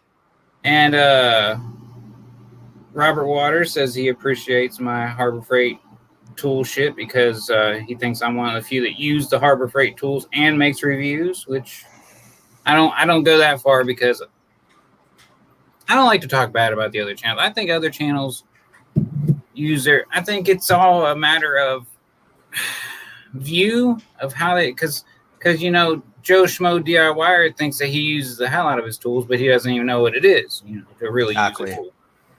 I do see both sides of it, because I do a lot of DIY and I've worked as a tradesman, but 100%. And Justin Smet, which I haven't seen around here before, he says, I buy things that work, but I'm not driving 45 minutes to go to Harbor Freight when I can go to Menards or Home Depot. And I completely agree. That's the biggest thing, is buy what you can get warranty on. That's why I like Gear Wrench, because I can get a fucking goddamn warranty on them.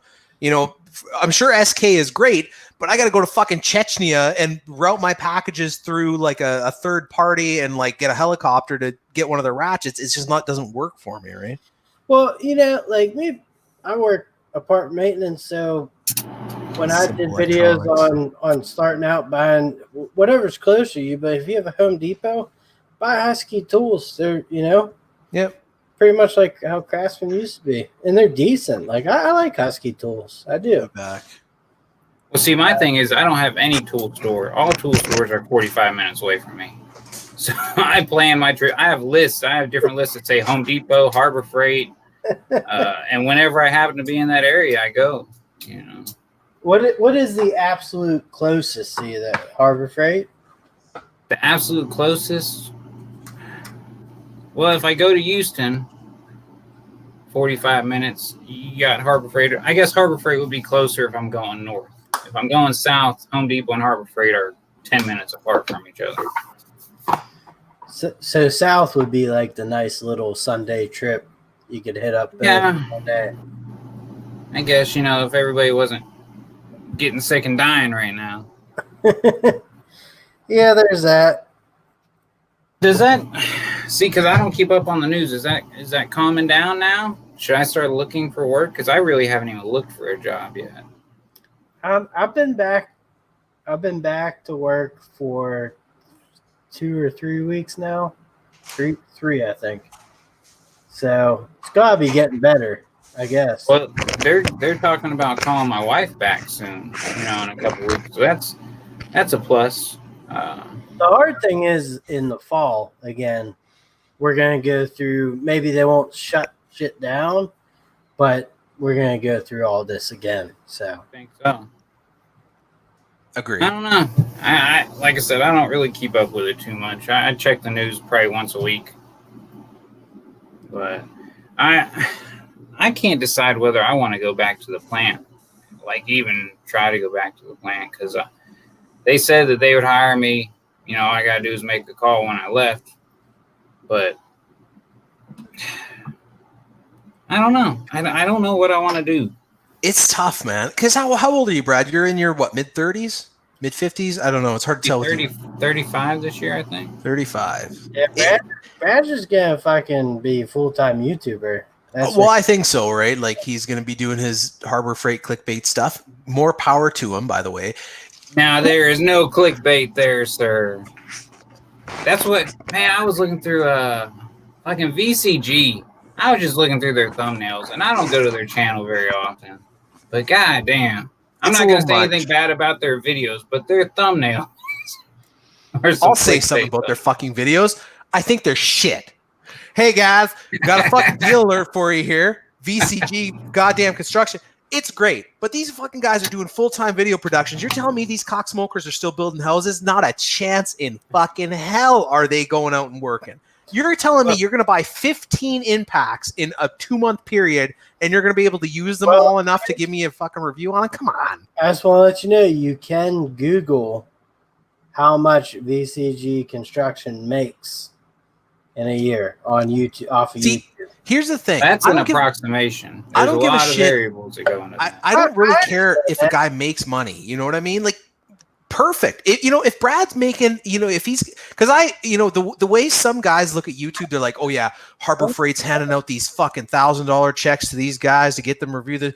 That's not fucking happening. A lot of these videos, it's like, here's a $40 wrench. Do a fucking video on it if you want. I don't think that is there. You got to have millions of subscribers to get any type of financial benefit from it. I don't care with the money they make. I think it's just, when I watch YouTube, I watch it because it's real people talking about real things. I hate TV because it's bullshit. It's all fake, right? So I look at like VCG construction and it's so close to TV, and I'm not hating on them. Good for them. They make great videos. You can't knock the quality of their videos. They obviously understand the platform, but it's just not anything that I'm interested in. I'd rather watch Simple Electronics' his fucking shit channel. He said to make fun of his channel. And actually do real stuff as opposed to them where it's like a lot of, yucking it up. It's very sterilized. I don't know. That's just not for me. It's scripted. Maybe that's what it is. If you could give virtual ball taps, those are channels that I would like to, there might be an app for that. Look at this. Super 410 super chat. Oh, nah, 410 didn't give me a super chat. Yeah, he did. We got Bearded CB 410. Oh my god, Neil the maintenance man. Brad, you cheap fuck. Turning tricks by Turner. Fucking Brad's just sleeping over there. I didn't see it. I appreciate it, fellas. There's no need, but thank you. Also, we need to stop the this guy's garage, formerly known as 4IM Caper. Dude, that dude's channel is fucking rolling. He is really, you know what? What is it? Huntington? No. Yeah. Huntington.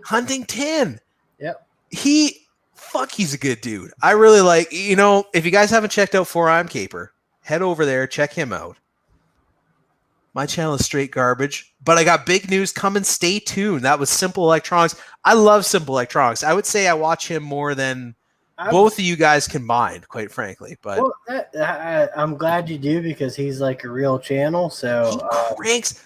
What was it, 2 months ago, where he was dude, posting a video? Like a video a day. It was crazy. I don't see how people do that. There's a woodworking Wait, channel. no, I apologize. Let me rephrase that. A quality video every fucking day. They're all watchable. That's the thing. Yeah, I could put a video. Okay, here's a video of me cooking breakfast, with no pants on. The guy is putting out legitimate like thumbnails, tags, like that shit. Like, okay, here's a question I was thinking about. How long does it take you to make your average video? So if you have like a 10-minute video, how much time do you actually have? And I'll start with you, Brad, because I feel like you spend a little more time than Neil.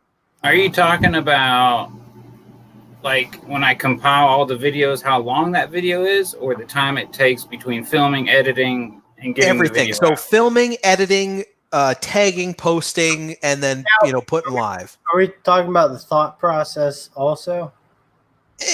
No, the physical, like you can think about shit all day, Neil. I mean, let's be honest. I'd say, see, mine's real bad because I come back and forth to mine. Like, I don't sit down and edit. I edit 30 minutes here, an hour here, 45 minutes here. But if I, like, sat down and said, I'm going to shoot, edit, and release a video, I'd probably say 2 days, 3 days. Okay. All right. But what about as you, far Neil? as film time, a 10-minute video usually has about an hour of footage. I ramble. That's crazy. What about you, Neil? I'd be interested, guys, in the comments too, because there's lots of guys that make good videos here. So you said, like, how long does it take to do a 10-minute video? Yeah. Takes about 10 minutes, and then whatever the upload time is. But you know what, Neil? If you can stay that way, and you can grow your channel like that, that is the way to fucking do it. That's crazy. Well, you saw my attempts at that in the beginning. They didn't go 3 months. That's hilarious. Here's the thing is, like, I have video ideas, right? And then I kind of think about what specifically I want to say. So I try and simplify everything. So then I come up with 2, 3, 4 major points, whatever I'm reviewing, that, like, I've thought about, that maybe other people haven't thought about. I just stick to that. Then I go into whatever. That's, if I made it complicated, I'd probably, because I don't want to make it complicated. I'm just making my videos watchable. No. I understand. You gotta shave away the shit. That's for sure. So and there's a lot of like the little outtakes I put at the end sometimes. I do like that. That's not even half of the dumb shit that's going on. I kind of figured that also, but I don't know. I've actually, like, you're gonna see a lot less videos because I'm actually working on filming and not filming stuff, but just like practicing, I guess. But like the hard thing too is, like, people watch my shits, and might not be like a lot, but they do. So do I change anything, or It never hurts to try different things, but just tweak it. See, that's like right now. I've hit a niche with the Harbor Freight coupon videos. There's no doubt that's what's growing my channel. But I would go fucking insane if that's all I ever did. Oh, yeah. I still don't get those videos. I don't understand. I'm just totally so removed from Harbor Freight. I've never even seen one. They're pretty fun to watch. You can tell Brad is like, Yeah, I know you dirty fucks are gonna watch this. I don't give a fuck. Yeah, here's some fucking coupons. Yeah, like that screen scrolls, and then I might see something. I'm trying to like scroll up. Oh, I'm like, what the fuck? And I'm He's like, oh, it's a video. I gotta scroll back. hey guys, I do turning videos and I do all kinds of other shit. I don't give a fuck about this. But if you guys, okay, yeah, here's a Pro Stormer. If you want this fucking thing's $40. But yeah, like it's. But you gotta do what you gotta do. Nothing wrong with that. I never would knock you for that. That's what I was gonna say. That's why I only do the 1st and the 15th, because that leaves 2 weeks of Harbor Freight videos. That's 2 videos a month Harbor Freight, 2 videos a month, whatever the fuck I want to do. Now, it just so happens right now I'm doing the Harbor Freight series with the top 5 shit, which I threw the egg in there to give people a little break. Thank God. Yeah. But dude, I cranked out them fucking top 5 videos like nothing. I've had some videos done for months now. Yeah. It does also. You'll see if you go watch all the top 5 series, other than the first one, I shot them all on the same day. Nothing wrong with that. Not a goddamn thing wrong with that. I haven't filmed a video in over a month, and I have 3 just sitting there. Brad's like, I don't know what it is, and maybe I could be wrong. By the way, Client Graphics just roasting you. I don't get them either drunk from work. You can glance at the coupons in 30 seconds and be done. Oh, whoa. Let's not throw stones, Mr. Toolbreaker. That's true. That's true. He's gotten some shit in his day too. Harbor Freight is YouTube porn. It really is, man alive. It's weird. It's the weirdest thing ever. Like I don't understand what gravitates people towards it. People want to make sure what they're about to buy isn't a total piece of shit. That's my theory. Basically, what it is 90% of viewers on YouTube are DIYers. Whether it's and I'm not saying DIYers aren't good. Yeah, there's some DIYers that do stuff that like they could do it full time, but they just choose not to. But that's what I feel YouTube is mostly full of. It's surprising. Is there no when as an outsider looking in, I look at the US, I'm like, holy fuck, do you guys have selection? I mean, and you know me, I got a very wide array of tools that I like. I'll run SunX and Gear Wrench and Channel Lock and Nipex and whatever. And down there, it's like Everyday Fleet Check.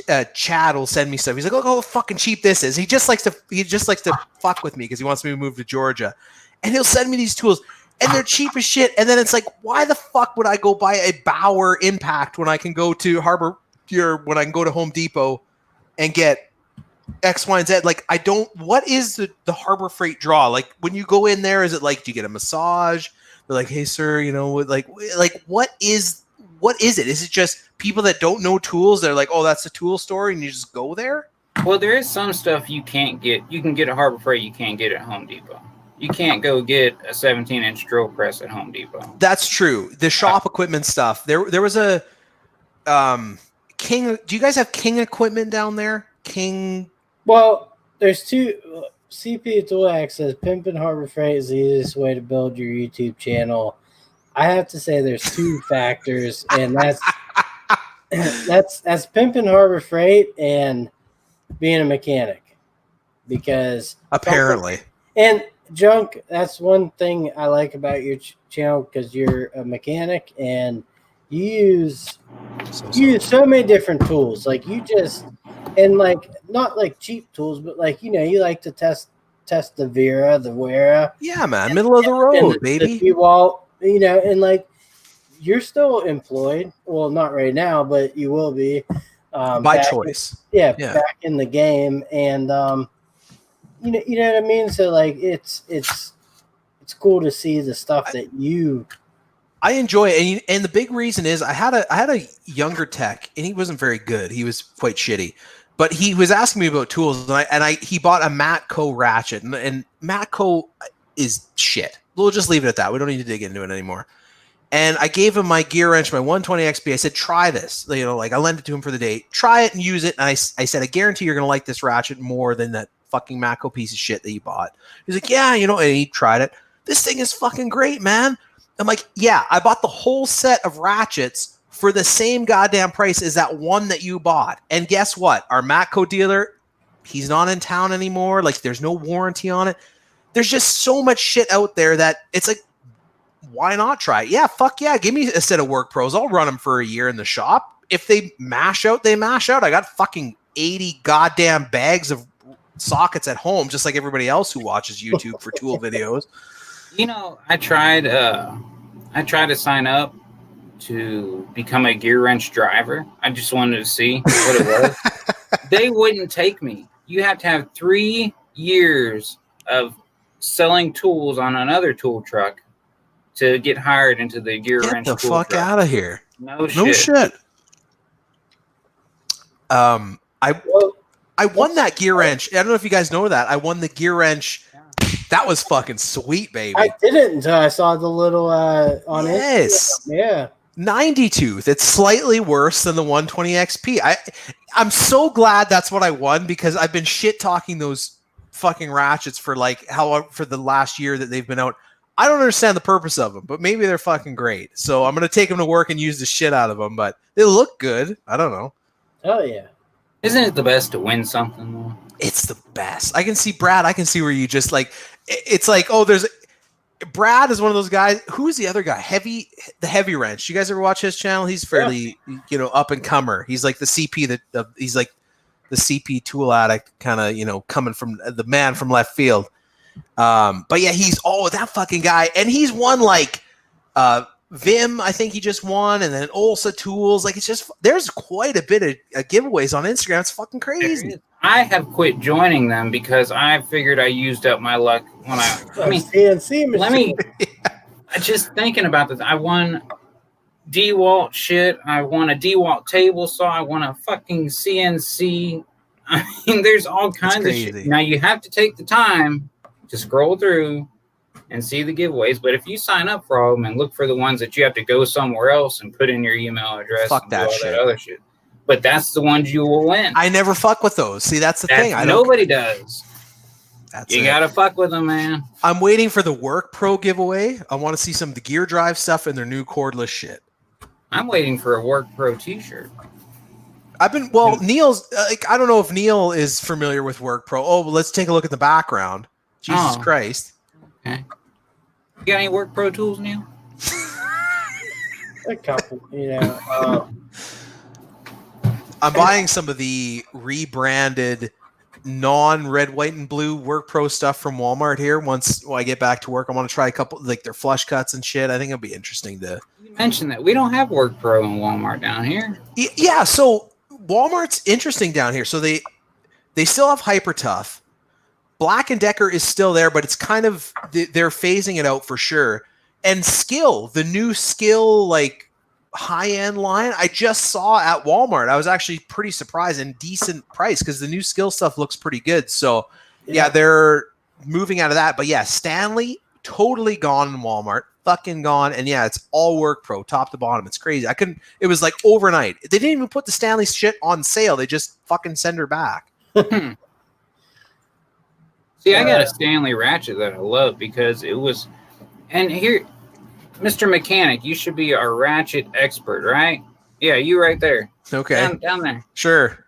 So I have searched identify as a mechanic. A locking flex head ratchet for so long.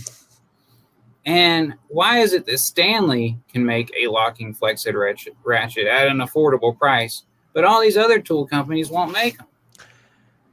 Well, Stanley shit. Yeah. I mean, okay. Now I'm going to, because there's a few guys that are like, if you don't have the locking flex head, you're not even, quite frankly, I'm not a big fan of the locking flex head, because Everyday Fleet Tech, he sent me a Mac Tools, and it's a nice fucking ratchet, but it's got a thumb lock for locking the sexy flexor tin on it. And the thing that really pisses me off, when you're in a really tight area, there's sometimes where you want to actually flex that handle as you're rotating it. And I find it's like, I got to fucking press this button down, and then, like, man, I don't know. Do you need the locking flex head, Brad? I feel like you're getting greedy. I totally get that it's a personal preference thing, but I like the locking flex head because usually if I'm using a flex head, I'm in an area where I need torque anyways, because it's got to be in a weird area. So I've always just felt like I'm not secure pressing down with an unlocking flex head. Maybe I'm just awkward. I'm 6'3". I'm not the most coordinated fella out there. Oh, I'm so fucking tall. Fuck you, Brad. Anyway, sorry. I forget that you're 5'3". That's how LeBron A solid 5'9", Brad. I don't know. I think I could tell by the view from that treadmill video that you're right on its level. I'm all torso, Brad. You know that. You couldn't find any other nuts and bolts. I got nothing, man. It was fucking crazy. I was trying to test this impact, and it was like, I mean, honestly, I don't even use that thing. I bought it from a thrift store to just stage the house. Oh yeah, I've got a fucking workout room in the basement. And yeah, I stripped every goddamn nut and bolt on that fucking thing. And the torque wrench. So I bought the Capri 3/8 torque wrench. I couldn't find anything that I could put like 30 foot-pounds on to actually get the thing to click. So I used my fucking piece of goddamn shit air compressor, and I over-tightened the drain. So now it's leaking like a fucking sieve. I just keep it in the back of my truck. And like the whole thing is just greased. Like, oh, nightmare. That's the shit you do for making videos. I did get a good laugh out of that. I thought that was pretty fucking good, but it was a good video. I got a laugh out of it. Thanks, Brad. That means a lot, and getting some support. What do you think of Capri though, man? They're kind of.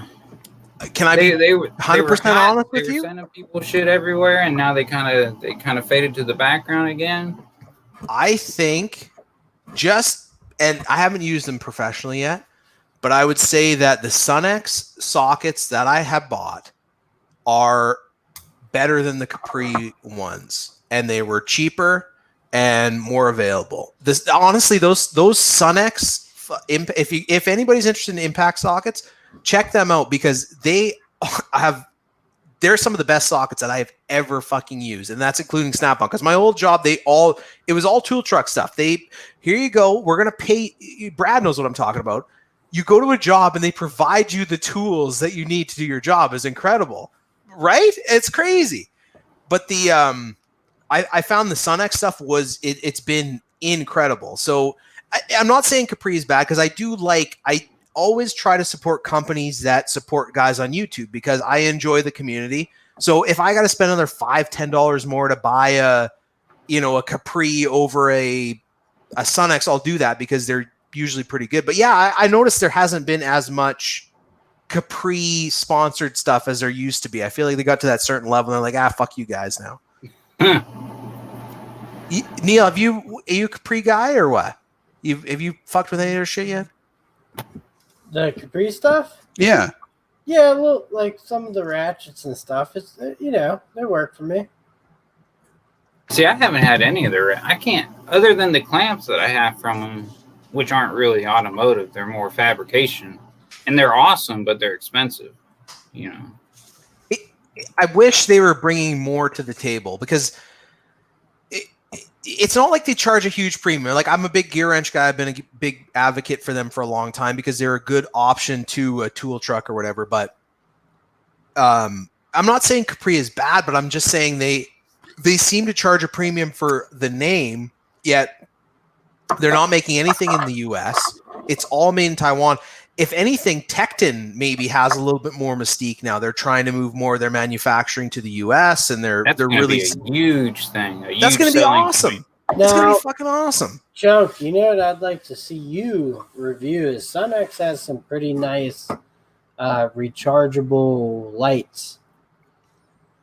I'd give that a shot. A fair price, or if they can send them for free or something, test out, whatever.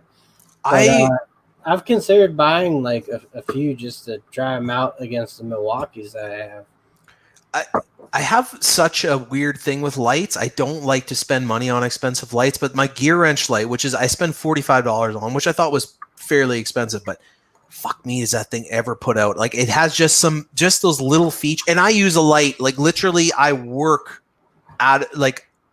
I will have a rash on my forehead at the end of the week because I run a headlamp 24/7 and I have my work light on. There's just you can't get around it. But especially in Canada, us beady-eyed fucks, we can barely see. but yeah, like I've seen some of their stuff. Their tool cart, the Sunx tool carts look really cool with the pinup girl and shit on them. But I just go on Amazon, check out their lights just to see. The prices are not bad at all. Like I might give that a shot. Actually, I'm always. The one thing that pisses me off, because I have a few gear wrench lights, and they switched from the barrel connector to the USB-C. So now all of my old gear wrench lights are, well, you may as well throw those in the fucking garbage, because apparently that's just old tech now. I do like the USB-C.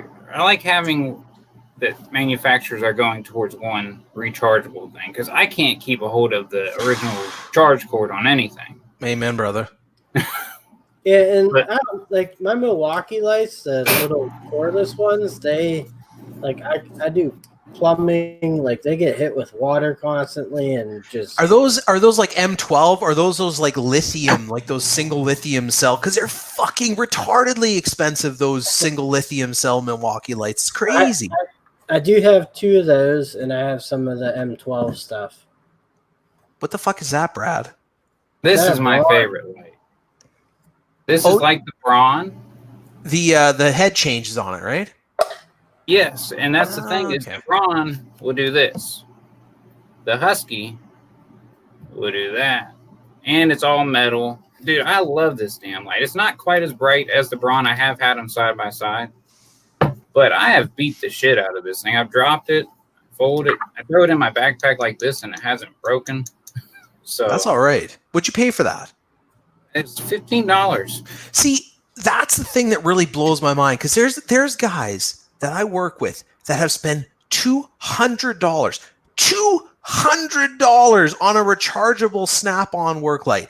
And I'm not saying it's a bad light, but I bought a clone Snap-on light off of Amazon. I think I did a video on it not too long ago. And I mean, you could buy 10 of them for the price of one of those lights. And you know what ends up happening with those lights? They get run over, or they're all magnetic, so they end up just leaving the shop stuck to a frame rail somewhere. Like, why the fuck would you spend $200 on a work light? It just doesn't make sense to me. Something like that. Even Everbright, the Work Pro offshoot, they have some decent looking headlamps and work lights that I've been actually really wanting to try out. They're just hard to get in Canada, but. Bearded CB says the warranty on Capri is easier than Gear Wrench. So that's maybe probably true. That out since you have experience with the Gear Wrench. The Gear Wrench has been a mixed bag for me. I had one that was 2 weeks. Or no, hold on. One was, I think, about a week, and they sent me a brand new replacement tool with no like email or anything like that. And then the other one was like 2 goddamn months I was waiting for my shit. But Canada, we're like a remote trading post. It's not really the full experience. But I know Everyday Fleet Tech said it was like, I think he said 2 weeks or a week or something for his gear wrench stuff. But I've heard good things about the Capri warranty. But I've also heard good things about the Tecton warranty, though, too. Later, 410 Auto Tech. Is he taking off? Yeah, he is. Thank you for joining us. I am glad he came on by, because I haven't seen him around too much. Yeah. He's too busy working. Yeah, he's got a fucking job.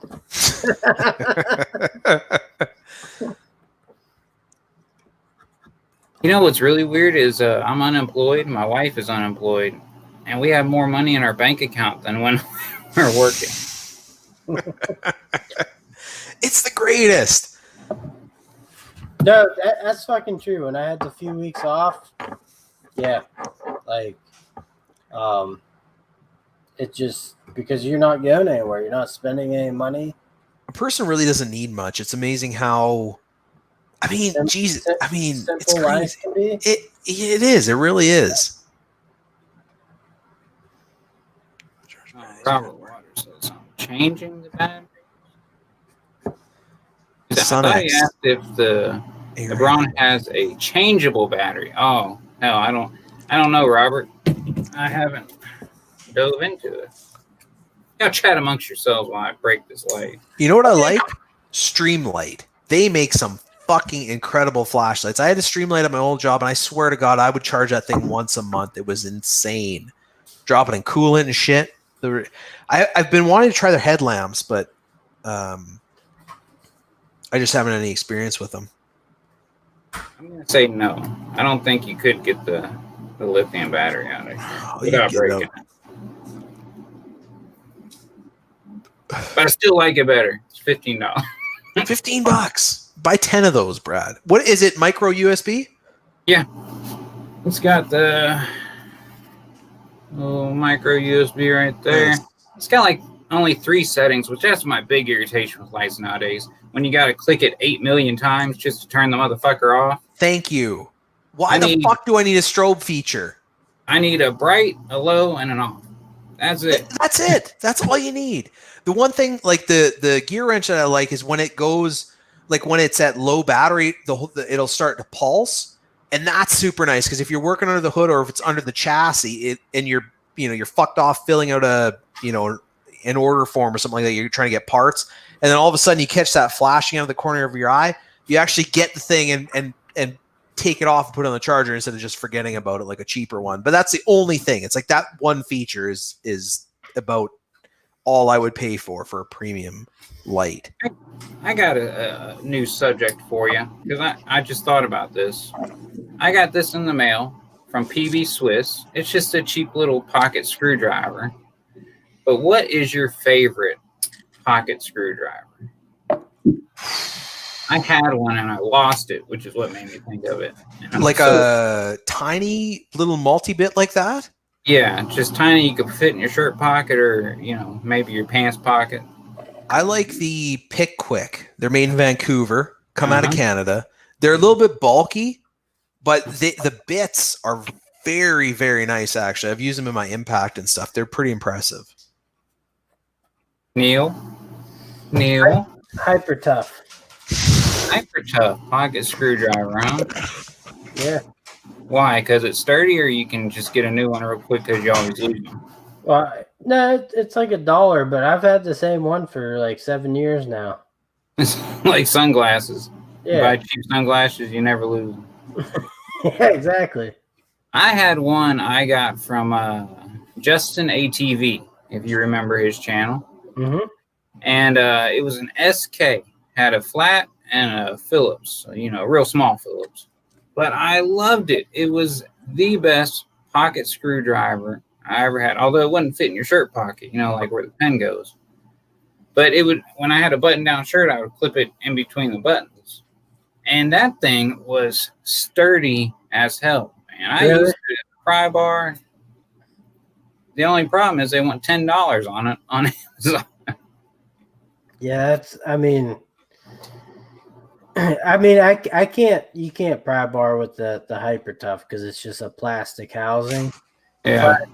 But really, even like one of those small pocket flathead ones, because it's like small enough that even if you get a Phillips head, it can fit in that, in the crosses. So I got a knockoff. Oh, okay. That's the Benchmark from a place called Home Harbor. I don't know if you guys got that. And then so they extend. They got the collet and brings it back. I like them because they're you get Jesus Christ.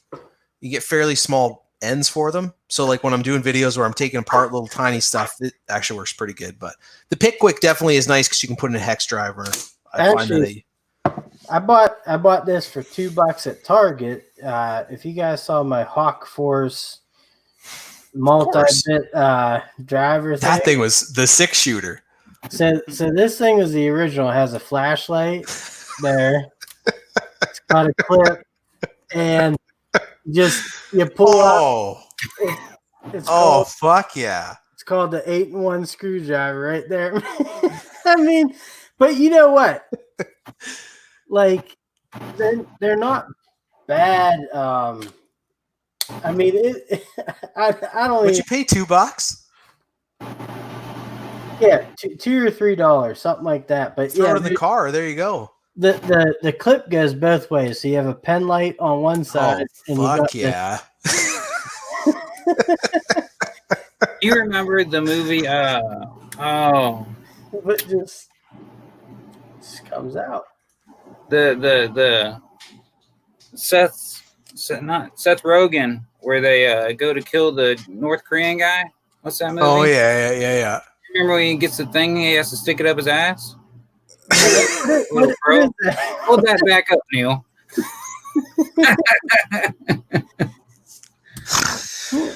That's what it reminds me of. Dude, I mean, it's very inconspicuous. You just...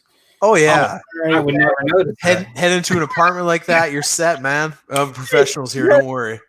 Like, all right, don't worry, I'll take care of it. They're looking at you like, what the fuck are you going to do with that? Look like a fucking HVAC guy. But it's the same exact concept as that fucking little screw gun. It's just exactly. come down. Now, if you could flip out each one and it was electric, then that could be something. That would be pretty. Now you're talking. I don't know. That 6-gun, Neil, did you take that thing and like just run some sheetrock with it to work or do anything like that? Or yeah, I've been using it around the house, Yeah, that's all right. Around Christmas time. Those kind of drills were coveted at AT&T for taking off base plates at electrical outlets and shit, phone outlets. That's true. Damn fine threaded screws, fucking 4 inches goddamn long.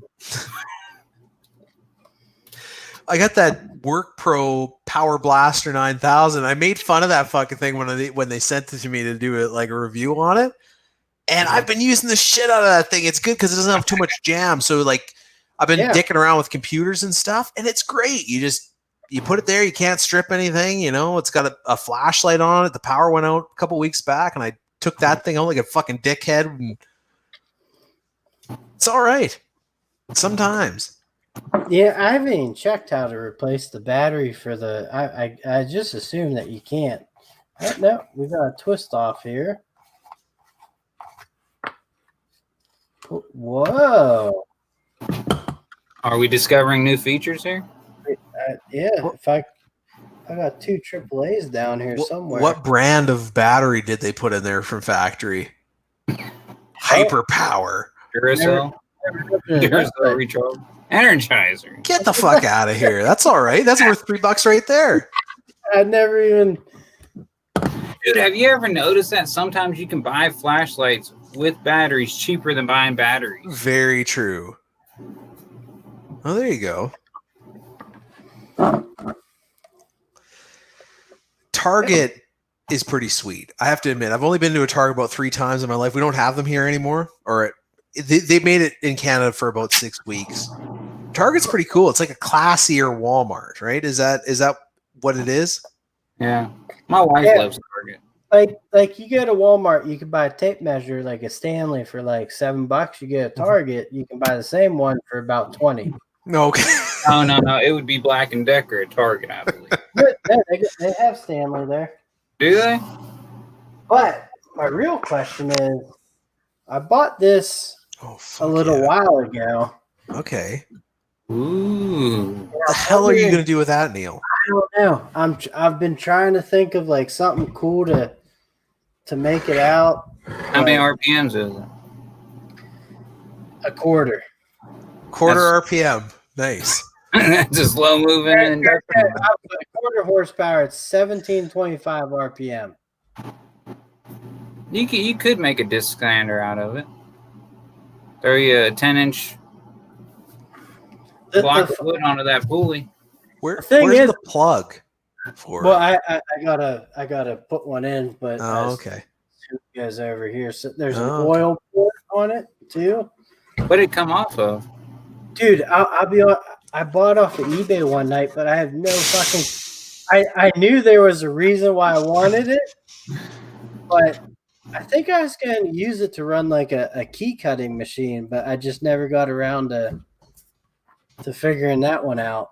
You know what you need to find? Well, it'd be too slow, I think. I don't know. You remember them old, they're like bench grinders, but you got to supply your own motor and they have the belt. Yeah. Oh, yeah. Thing. I think those, if you'd have to do the pulley calculation to get it up to around 3,000, but that would be a pretty sweet. There's apps that do it for you now. Yeah. I mean, it's a 30-minute duty intermittent motor made in the USA. What'd you pay for that hog? Oh, it's fucking Emerson. I paid, I believe, $60 on eBay for it. For just a chunk of metal that you don't know what to do with. Yeah. Make a go-kart. There you go. No, you know what? No, Electric go-kart would be pretty sweet. I think it was like $45, to be honest with you. Do you have a gas generator, Neil? Like a little Honda or something like that? I have a when. A when? Perfect. Throw that on a fucking dolly. You got that power. You got a hybrid there, Neil. Yeah. Probably get a check from the government. Dude, I love salvaging electric motors, though, man. There's so much shit you can get them fuckers off of. Oh, it's crazy, right? Scrapping. That's where she's at. I still got 2 or 3 washing machine motors hidden under my bench. The thing I love about those is they don't have any casing, so you can stick your finger right in the windings if you want to. Feel alive. What did Brad build? Like, this was probably like 6 months ago now, but it was like metal strapping and a couple of 2x4s. Was it a buffer or something? Like, why? Yeah. What the fuck is that finger loser? Like meat grinder. I still got it, man. If I didn't have to dig out so much shit. But What was it? It was. I could put a wire wheel on there. Buffer. All I did was take a washing machine motor, put a fucking spindle adapter on there, and you bada bing, bada boom. That thing was fucking sweet. That was pretty epic, Brad. Although it didn't have a capacitor, so I had to spin start the son of a bitch. Yeah, but it works in both directions. You're good to go. Right? Right? Oh, fuck. Yeah. Brad, cheap ass. I remember this was for like the people watching at home. Brad, I remember one time because we talk a little bit on Instagram, and he sent me a pile of scrap metal. He's like, "Boys, did you see what I found in this fucking scrap heap?" And we're like, "No, Brad, it just looks like a rusted. There's a fucking table saw in there." Goddamn right. What ended up happening with that thing? Did you just take it home and I use was it? using it. I got that table saw for free. Took me 2 days to fix it up and put everything back in alignment. Myself. Sold it for $225 about 3 months ago. There you go. There you fucking go. Look who's laughing now. The first table saw I got that was on the channel, I got for $15. Was later bearded CB. See you there, brother. For joining us, man. Oh, CB. He's a good dude, man. His channel was getting pretty big. We were neck and neck for a while. Brad's just blown by everybody. Fucking throwing his weight around here. Brad literally said before we came on air, he's like, "I hope you boys enjoy this because the last time I'm talking to you, fucked." He's moved past. No, that's just because summertime's coming. I'm surprised. The air conditioner I got over here ain't even keeping up right now. Oh, it's too warm. It's been raining here for like 3 goddamn months. Is it gonna be snowing there soon? We might see some snow. We had snow like our May 2-4. We had snow. Well, it's not 2-4 yet, but last weekend there was a little bit of snow. Oh, why would anybody live in this country? I don't know. Oh, yeah. Yoda Doug is in the chat. What's up, Yoda? Tool Detective Doug. Get in the bottom of it. I tell you what, if you slip up on YouTube, oh Yoda Doug, get in line, motherfucker. Hey, I do want Yoda Doug. Do you have any of those jack stands that were recalled by Harbor Freight? That's kokanee, baby. I think he did a video, didn't he? I don't know. I think he did. I can't remember for sure. Yes, I did because he started banging on it with a hammer. Well, I'm pretty sure he did have one. Do you remember when I tore apart that old Black & Decker circular saw? Like I had like 20 subscribers, and that was about a week ago.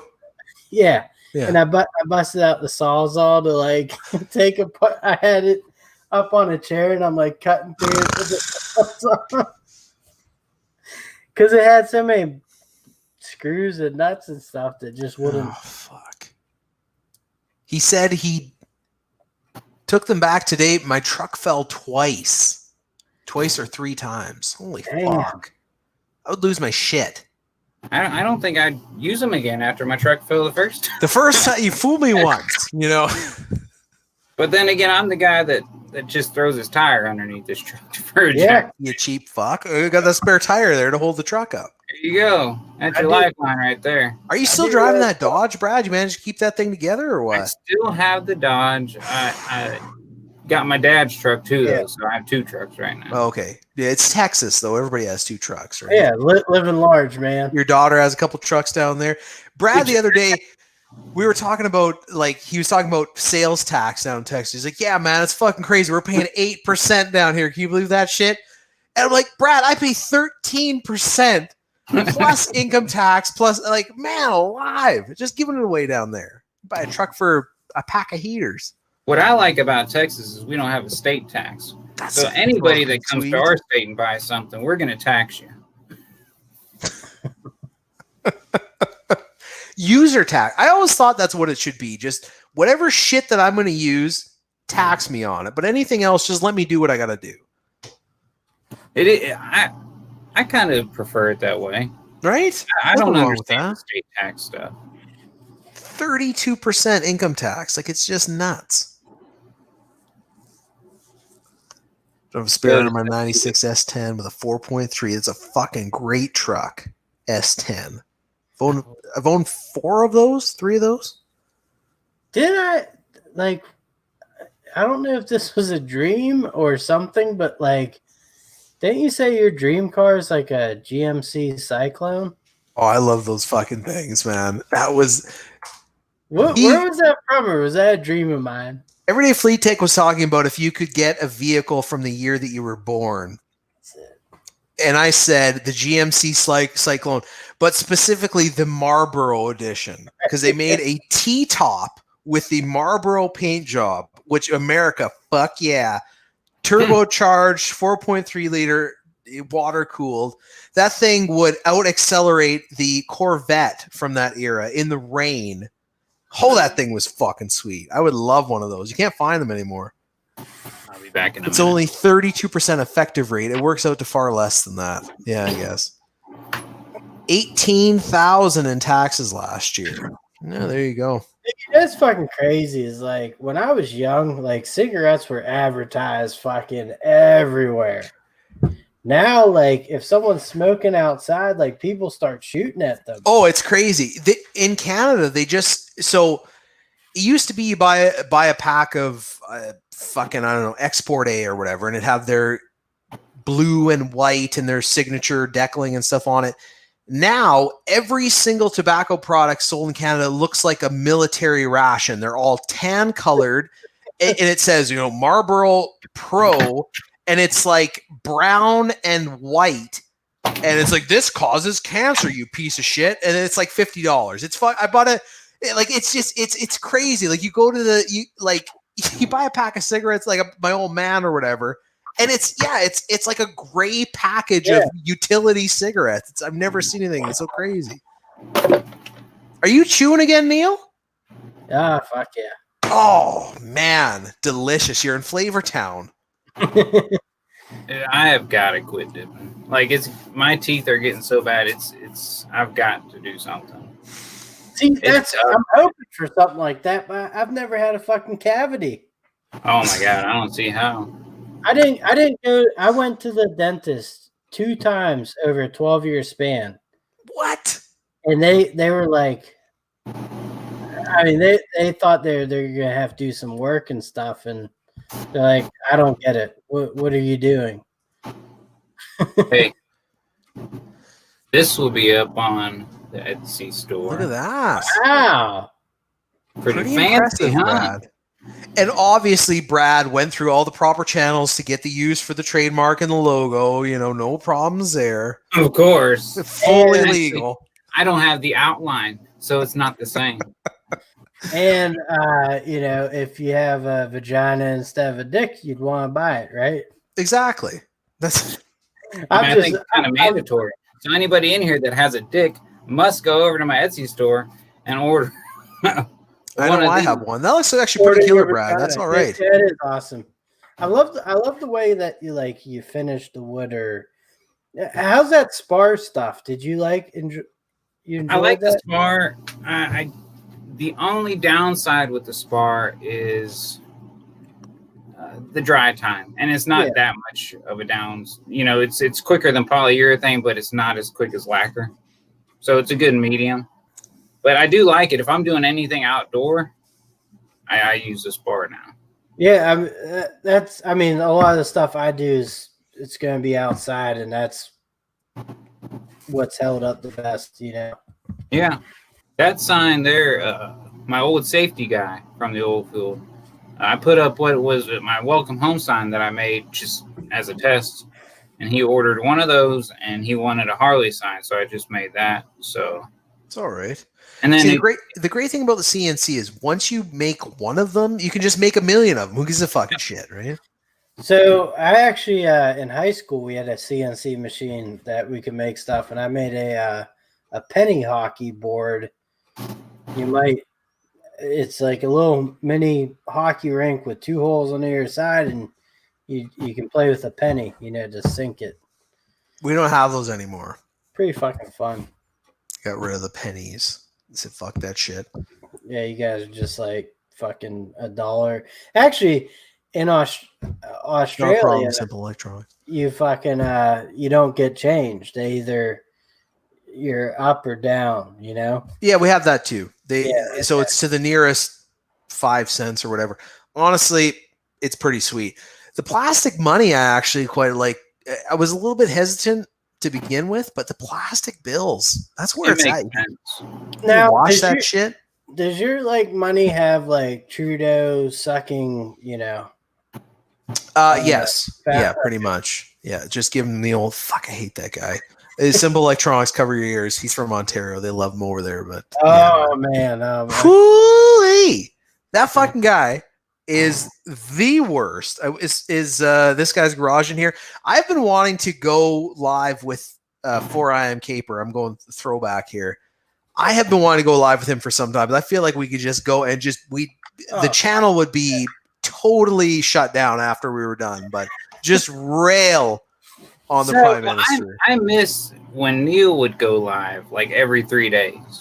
Neil would literally go live for 3 days. Fuck, remember his 6-hour live streams? That was a golden era. It was fucking crazy. I talked to him the next day. Hey, Neil, you want to go live? No, I can't. I'm in hot water with the wife. I missed work because I was going live last night. It was just crazy. It was fucking awesome. I enjoyed those live streams. Who doesn't? I don't think many people do live streams that I watch like I did when Neil was doing his. I'll catch DSSs if I'm not doing anything, but it's not something I look forward to. I used to look forward to seeing Neil get trashed. Oh, it was so fucking good. I had Neil.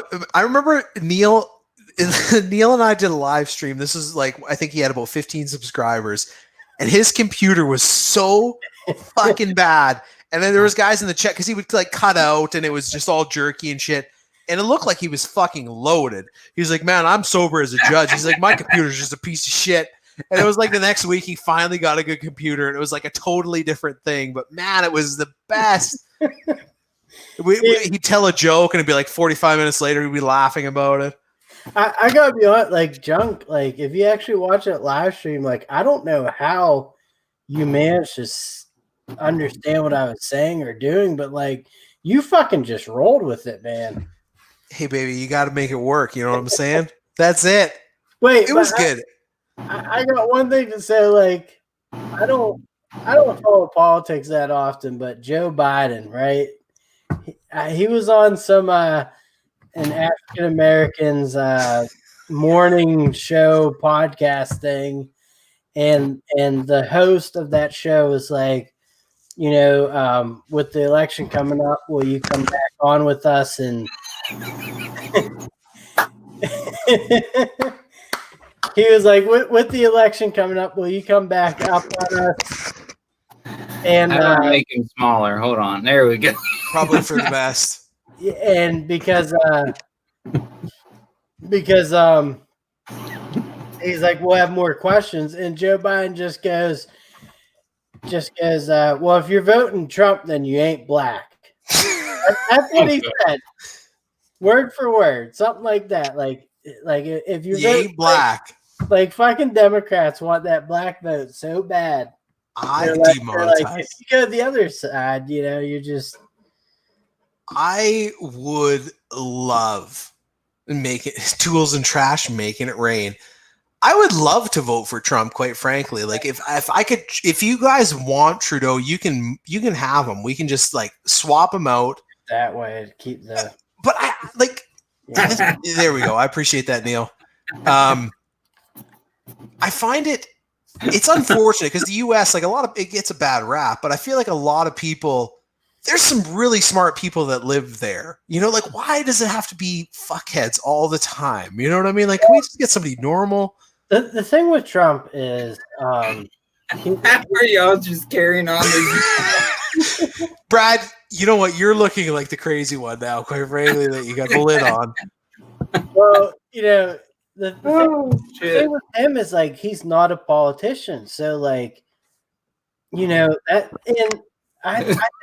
Me personally, honestly, I think both parties have gotten so fucking far away from actually helping anyone. It's so polarized. It's just crazy. Like Ross Perot should have been president at one point. I'm not saying that, but the dude actually got some good votes and stuff. I wish Sarah Palin natural, Yeah.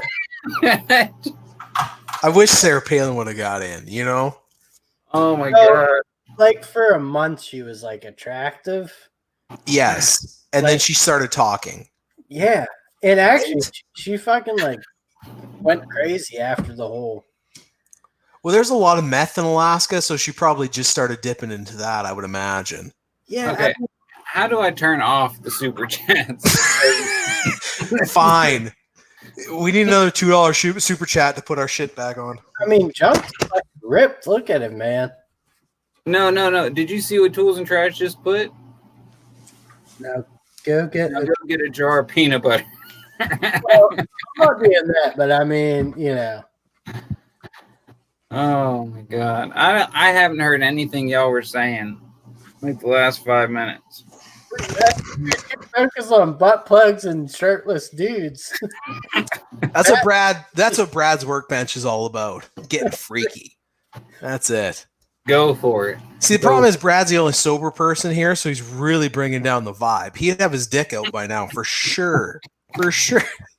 Oh, man. Someone tell us to put our shirts back on, or like, can I just roll with it? You can roll with it, Neil. It's just so cold here. You know what I mean? Yeah, that's my problem too. It's so chilly down here. I might go get a sweater. Hey, I will say, can anyone? Whoa! What you got there? So it looks like a fax machine. What is that? Is it? It's a car. Heroes? Oh no, but it's a car. A car? A car? I'm sure it looks like a car, just not on a 2-inch picture that I'm looking at here. Well, there. Neil's wife is going to come in and think he's doing a chatterbait. I've thought about it. Not going to lie, guys. I've been off for a month, Really, I'll show my feed online if I can make like 3,000. Like a cam girl, what a great job. You make your own hours, work from home. Dude, you could have you could have been beaten the head with a fucking shovel for 20 years of your life. You got a nice set of tits. Yeah, man. It's the greatest. What did they say? It's being an that was what Tosh.0 or Daniel Tosh. Yeah. Being an ugly woman is like being a man. You're gonna have to work. That's one of my favorites. Looks like the four-drawer car. That show, man. Back when I had cable. Cable's the fucking worst. I have cable because I got bundled in with my internet, and really, I just finished The Office. I finally watched that. So there you go. I'm on I'm on Fear the Walking Dead right now. Is my show choice. I went on a Star Wars binge. Yeah, I've never watched all the Star Wars movies. I haven't seen any of them yet. You have? Start watching them, man. Actually, there's two good movies I watched like a week ago. Snatch and Lock, Stock, and Two Smoking Barrels. I've heard great things about Snatch, but I don't think it was the movie. And the other one, is that the one with the Brad Pitt, right? It's that guy from Wedding Crashers. Snatch has Brad Pitt in it. And well, actually, Snatch has Brad Pitt, Jason Statham. Yeah, dude, that's an awesome fucking movie. Yeah, yeah, a lot of people that you would know. And then I actually think Lock, Stock, and Two Smoking Barrels is better. But yeah, it has Jason Statham and a couple other guys that you would, they're British films, Guy Ritchie. But Brad's Workbench. Have you watched Firefly? Yep, I was just typing. Yep, I love Firefly. And they don't make any more though. I don't think. What is that about? I remember. It's so weird because in high school and college, I was like, fucking nerds, bunch of sci-fi nerds. I get it. Yeah, exactly. You're from Texas. Yeah. Yeah, I love the shit, man. If it's got to do with the apocalypse or outer space, I'll fucking watch it. I always find that like outer space shows, it's like the writing gets lazy and then it goes from outer space to being just straight up magic. You know what I mean? Do you guys ever feel that? Yeah, fucking Spaceballs, man.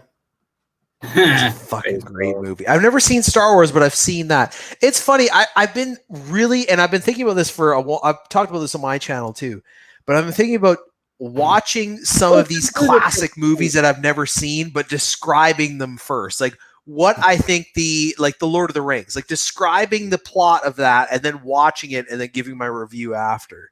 Doesn't really fit in with my channel though. Well, Lord of the Rings, you kind of got to take some mushrooms or something that's going to. What am I looking at here? That's good.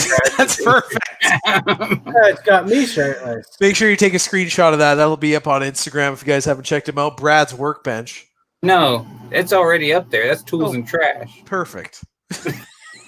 I hope you got your $2 worth, you son of a bitch.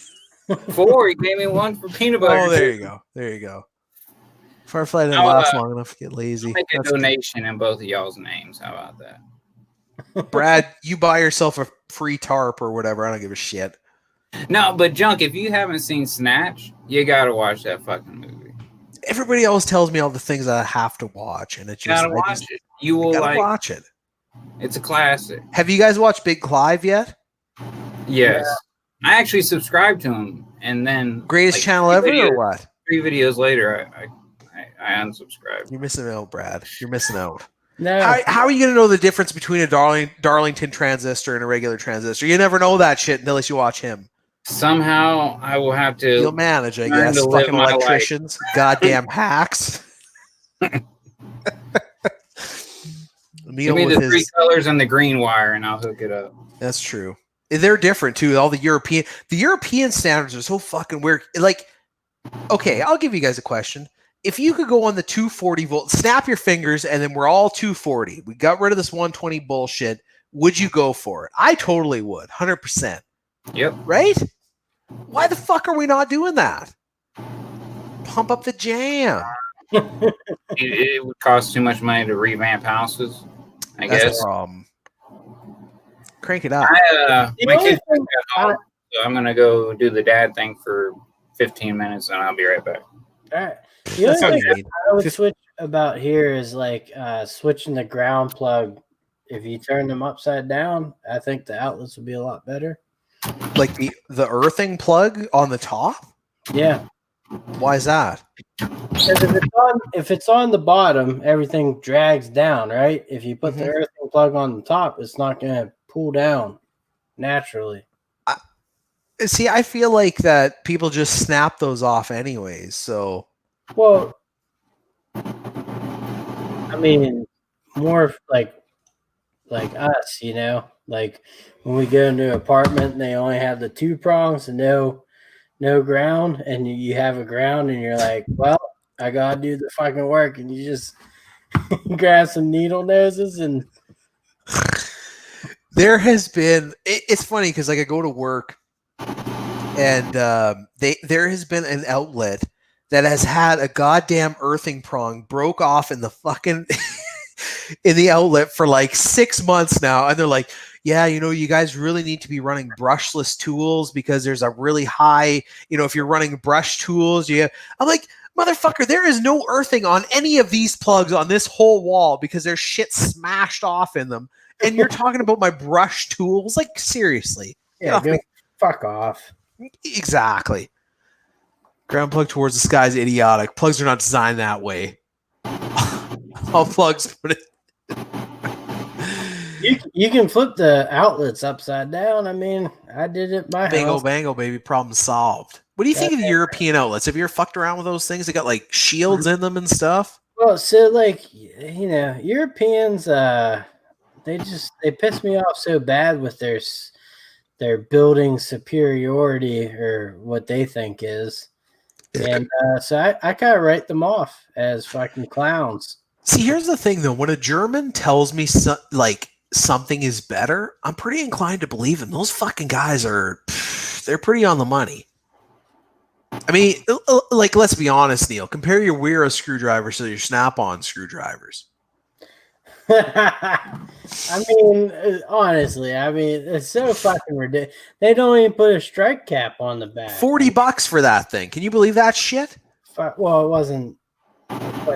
What's 80 divided by 6?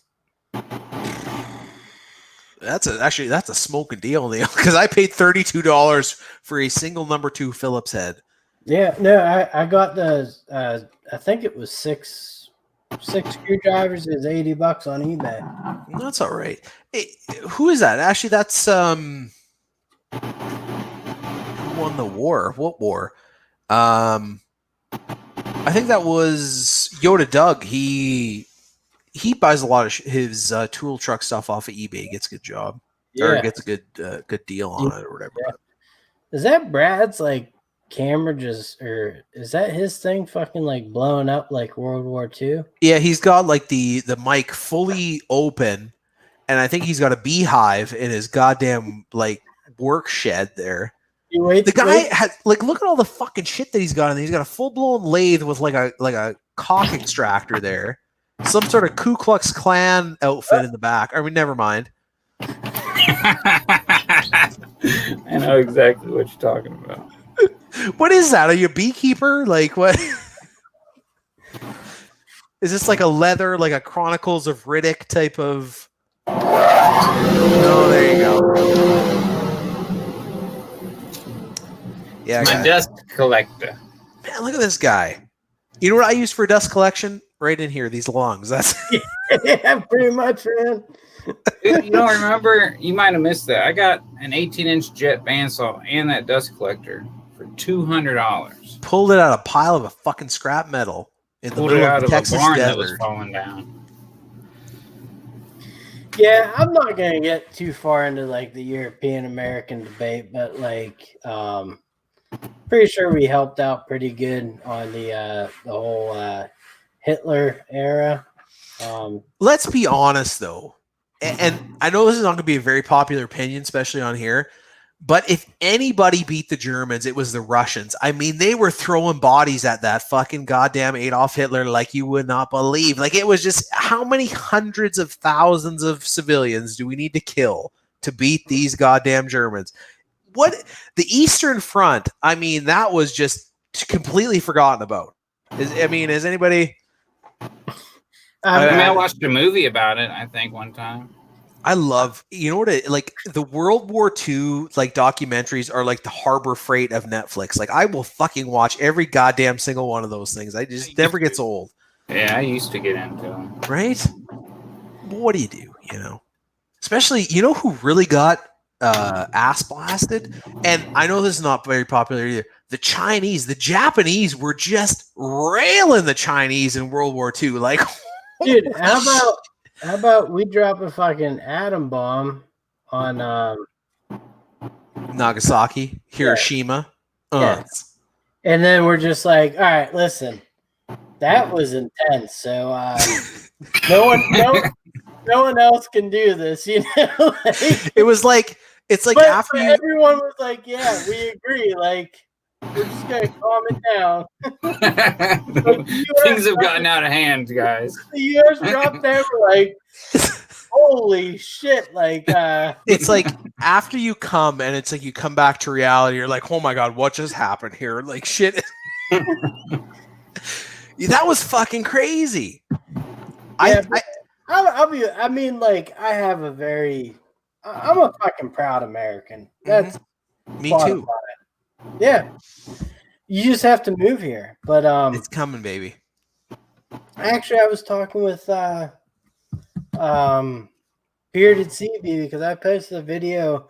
If you go on YouTube and look or search for CRAM in action, it's a missile defense system that the U.S. has. That's just, I mean, you could watch that for hours, just shooting down, blasting shit. Yeah, that's what I'm saying. Do you ever think there will ever be another war? Yeah, there definitely will be. It's unfortunate. You think so? Yeah, for sure. I think all wars in the future are going to be like the Afghanistan thing with the. Yeah, there's been some talks about that. Yeah, they said it's all going to be proxy wars and stuff, but no, I mean, well, I don't know. Like, the U.S. also has the biggest Navy, right? And that kind of helps out big time if you're fighting a war.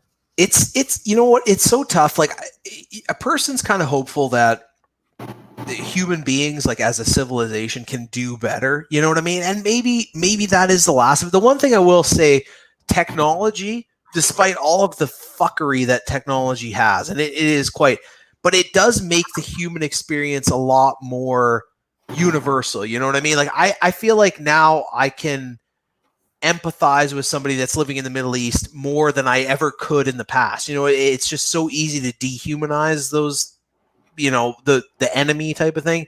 But when you look at what was that, Egypt, when they were going through their big, you know, which is still going on, but it was very interesting to see that there is actual human beings, you know, families like you and me that are actually suffering under these fucking regimes. I think the biggest problem is just politics. You know, the government, it is full stop, but they're all pieces of shit, every single one of them. Like, and I don't understand how somebody in their right mind can go out and vote for more government. It doesn't make any fucking sense.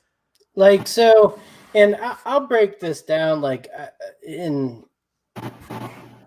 the way I view politics or whatever is Democrats want the government to tell you exactly what you have to do, and Republicans are kind of there for the military and putting people on the moon and letting the states govern themselves, you know? And it's just like, why do you want people telling you exactly what you have to do? Like, we've come a pretty long way in civilization. So, like, the racial stuff, yeah, it's always going to be there. But me personally, I view it as better than what it was 20 years ago. It's improvement. I mean, that's the thing, right? There's going to be people that are going to have that old ideology of thinking, and maybe it was justified. You know what I mean? Like, who knows what the fuck was going on? You know, I knew a few people that just grew up in very racist households, and that's just what happens. But also, like you know, Democrats, gay people. I don't think people have cared about. I mean, not who gives saying a fuck. You don't care about gay people. I don't care about who you're fucking in your bedroom. Exactly. Now, the only thing that I wish I could change about myself is, like, when I was younger, like, the worst offense to a straight person is if you call them gay, right? So, like, by nature, you're kind of like, you're fucking gay, you fucking homo, blah, blah, blah. You know, kind of have to change that thinking, and I'm still trying to, but like, I don't mean it as being offensive to that, but, you know, just Brad has left the chat. I was getting a little too risque for him. I totally understand. He's like, you guys can fucking roll on this. But Yeah, exactly. I don't know where the fuck he went. I don't know. But yeah, no, I understand what you're saying. I think the libertarians I think have a pretty good idea. Like for me, I'd say financially I'm very conservative. Like let me do what I want to do with my money. I don't want to give it to anybody else. Just let me do what I got to do. But politically, socially, bang, stick your dick wherever you want to. As long as you're not hurting me, I don't give a fucking shit. Slam it in a pumpkin for all I care. It makes no difference, right? But we waste a lot of time with that. But yeah, man, just let me keep my money. You know what I mean? If I'm gonna go out and work for it, let me do what I want to do with it. But yeah, I mean, like the gay meant happy a long time ago and stuff. Exactly. Like if you're saying you fucking gay, you're not saying like, wow, you're fucking you're doing it to be spiteful, and I'm not. It's just one of those things where, like, I don't know. Dual incomes, no kids. I mean, people are just jealous. The thing that really bothers me is it's not. My wife watches this. It's RuPaul's Drag Race, so it's dudes that dress like women, and she's like, "Oh, you just hate this show because it's men that no." It's just fucking stupid. I just don't care. Like, why does this need to be a show? Like, why do we have to make this a whole thing? Like, can we just move on as a civilization and be like, okay, we got bigger problems that we need to deal with. Like, whatever you want to do with your penis, you can fucking tuck it, you can stick it in stuff. Like, just go nuts, Like, it's just the things that the two sides argue, mostly Democrats, I'll say, neoliberalism. It's just fucking ridiculous. Like, I mean, get off your high horse, and join the real world. I mean, these people are so. That's it. Get a job, start contributing, and then as you're paying taxes, I don't give a fuck what you do. And that's the one thing too is I like to play devil's advocate because a lot of people will. The thing with freedom of speech is you have to, if I'm saying something you agree with, yeah, he can say whatever he wants. But if it's something that you don't agree with, if you're pro free speech, you have to support their right to say whatever the fuck they want to say. And you might not like it. It might be a hard pill to swallow, but that's what we need to protect. Because you look at what China and North Korea and all these fucking countries are doing. It's so important that we need our ability to say what we actually feel. You know what I mean? And regardless of where you land, that's so important. I don't care what people say. The USA is, I think, is the greatest fucking country out there. You're goddamn right. I'm sorry. That's how I fucking feel. The thing about the United States, and don't get me wrong, Canada does have its strong points, and I like the fact that there's not so many fucking people. We're not so densely populated. That would be one thing. But I like the U.S. is they treat you like an adult. If you want to do stupid shit, they'll throw you in fucking jail. That's just the rules. But here I feel like they really hold your hand, like, oh, yeah, I know. You killed 3 people in Canada. They're like, did you really mean to do it? Are you sorry about it? Yeah, I wanted to kill them, but like, are you sorry about it? Like, yeah, I feel a little remorse. Oh, okay, we can work with that. Exactly. There, it's like, no, motherfucker, we're going to slam you down. You play by the rules. We're going to tax you 8% like Brads Workbench, and you're going to be able to do whatever you want to do. But as soon as you step out of line, bam, we're going to get you. Yeah, that's a pretty accurate representation. I have a friend who moved to Midland, and that's literally how they described it. They said, America is great. They'll treat you like an adult, especially when you step out of line. Then they'll fucking slam you down. But I mean, you know what? For me, I got nothing to hide, Well, I've done my fair share of stepping out of line, and I got treated like an adult. You learn real fucking quick. Yeah, you sure do. I'm gonna bring up the systems. But I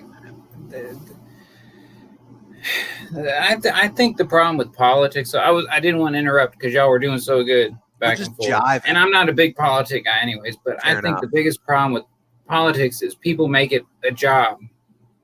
And being a politician shouldn't be a career. It should be something you do for a short period of time to try to make something better. But it's not something you set out to say, I want to be a governor. You know? I think initially, what was it? A politician was it was in the wintertime when you weren't harvesting crops. I think we should bring that back. You fucking pass whatever legislation you need to pass, and then you go and get a normal fucking job like everybody else. It keeps you grounded. Well, and the other thing that fucking drives me nuts is like some people like I'll voice some opinions and like these fucking feminists nowadays, right? And I have nothing against that, but they're like, what, you don't want women, you don't want your daughter to have a bright future? And like, to be quite honest, I'm 34 years old. Growing up in a classroom, I never looked around at the girls in my classroom, and I never for 1 second thought they couldn't do what I could do in life. You know what I mean? Yeah. I'm not saying sports wise, Brad. I'm saying I know, and I understand what you're saying. You know, as far I'm as saying if they wanted to be a Brad's doctor, got 2 girls, so he.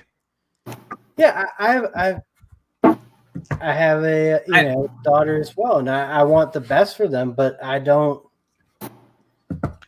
think they can't succeed if they don't. That's the thing with equal rights. It's not about elevating one person. It's like the only way we're going to get ahead is if we bring somebody else down, and that's the thing I disagree with. Because if you look at the family unit, a good father, a good male role model, whether whether you're raising a dude or you're raising a chick, is so fucking important. And we've like made that position as the head of the household so like, oh, well, you're a man, you're going to tell me what to do. That's fucked. We need to actually work together. Like everybody's on the same level. We're all treated the same. We're all just, human beings on this little planet trying to fucking make it work, right? Nobody's better than anybody else.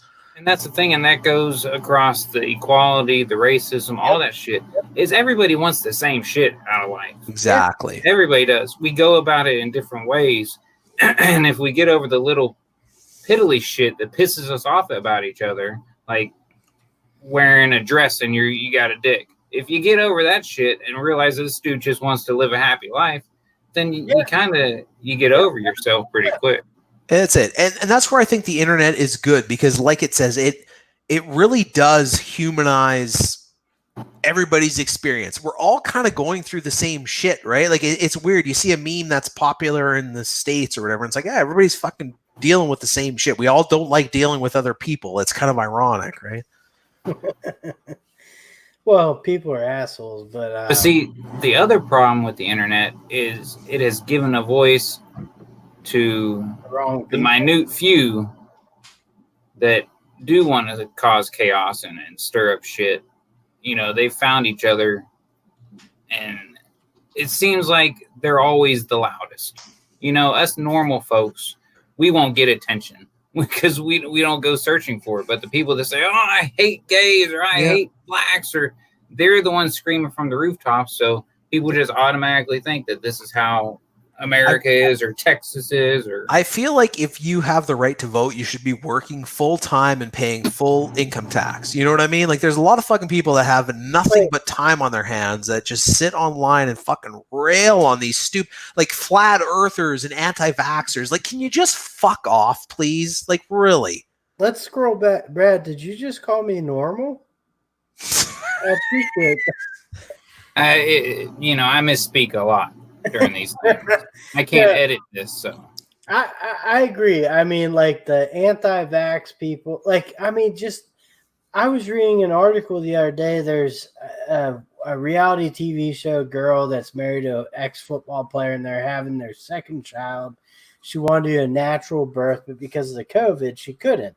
So she was like, I'll just have the kid at home and avoid the hospital. Well, the kid came out wrong, fucking wasn't breathing, took 45 minutes to get to the hospital, and this child ended up dying. And it's like, well, if you would have just had the kid in the hospital with the doctors, you would have had your healthy second kid, and she's like, she wrote an article about like if other people go through this, and it's like, I get it, but I don't get it. Freedom. If I want to be able to say what I want to say and do what I want to do, those nut jobs have to be able to say what they want to say and do what they want to do, and that fucking sucks because they do real damage. Yep. But what do you do, right? That's what it is. Yeah. It's definitely a catch-22 to that. The goddamn freedom that you guys have down there. Yeah, we're not allowed to have guns anymore up in Canada. We even the like for driving footers and stuff like that. You know, the 22 long rifle charges. They're pretty much impossible. Is that real? No, we can still get them, but it's it's like $800. Justin Smet brought up no, I didn't mean to time out Simple Electronics. I apologize for that. I'm sorry, man. I've been Simple Electronics and I were like we don't see eye to eye politically, but the guy, he's such a fucking smart dude. Like I absolutely love his channel. Brad, well, Justin Smet and Brad, I think you're pointing out to this is the online bullying. It is ridiculous. It's out of control. Like I'll be honest. I had a guy comment on one of my older videos the other day, and he's like, "You don't do a good job at tearing down drills and stuff, and you should mention that." Sorry, like, Neil. one of my first. No, it's fine. And you know, he was like, no hard feelings, but I choose to watch people that educate me. And I said, hey, man, all good. You know, like. Yeah, but do you ever wonder why that person feels the need to leave that comment? Well, they gotta be fucked. but it's like we're so obscure. Like it's like even all of our channels combined, it's like it's nothing. And it's like, why the fuck would you spend 20 minutes typing out a goddamn novel to tell me how stupid I am? Dude, you're very smart, I'm sure. Like, I don't need to validate you. Like, it's just crazy. Yeah, I never understood that. Like, if I see somebody's shitty video, I don't think I've ever just blatantly told somebody they sucked. Even a Wrangler Star video, I don't. If I don't like the video, I just don't comment on it. Wait, he doesn't make shitty videos. That's called gold over there. But, but I will say, like, I think the internet has made it so easy to just disconnect from actually having human, common sense. That's the best. Yeah. You know, it's politeness. Yeah. They just. That's true. Away. And it's like, you know, if I watch someone's video or something and I don't agree or you don't have to say anything. That's it. Yeah. So what do you guys say? 15 more minutes and then we call her. Like we've been going for like what? 2 hours, 3 hours? It's been one of my longest in a long time. It's been a while. I keep going. My wife always wonders why I can never go this long. But. I mean, listen. Well, Brad, if you add me and Junkin, you know, I mean, we could. That's true. You know what I just found ironic is the world is getting fucked when I tell people they need to start being more polite. Yeah. And Brad's an asshole. I mean, the first interaction I ever had with Brads Workbench, he wanted to fight me over something, you know, like. See, I like that though. The thing with Brad is you always know where you stand. It's never a gray area with Brad. Fuck you, you piece of shit. It's just you know where you are. Yeah. I go through phases. Like right now, I'm in a phase where I'm not watching much YouTube. I'm just kind of doing my own thing. I think it's because when the COVID shit hit, I got so much fucking hate. People think I'm Chinese now. Is it because I do a fucking Harbor Freight coupon video? Like, I got so bombarded with that shit. And I don't let people just come talk shit to my channel. I talk shit right back at them. and it just wore me out because one guy's talking shit to me. And I think Neil made a comment.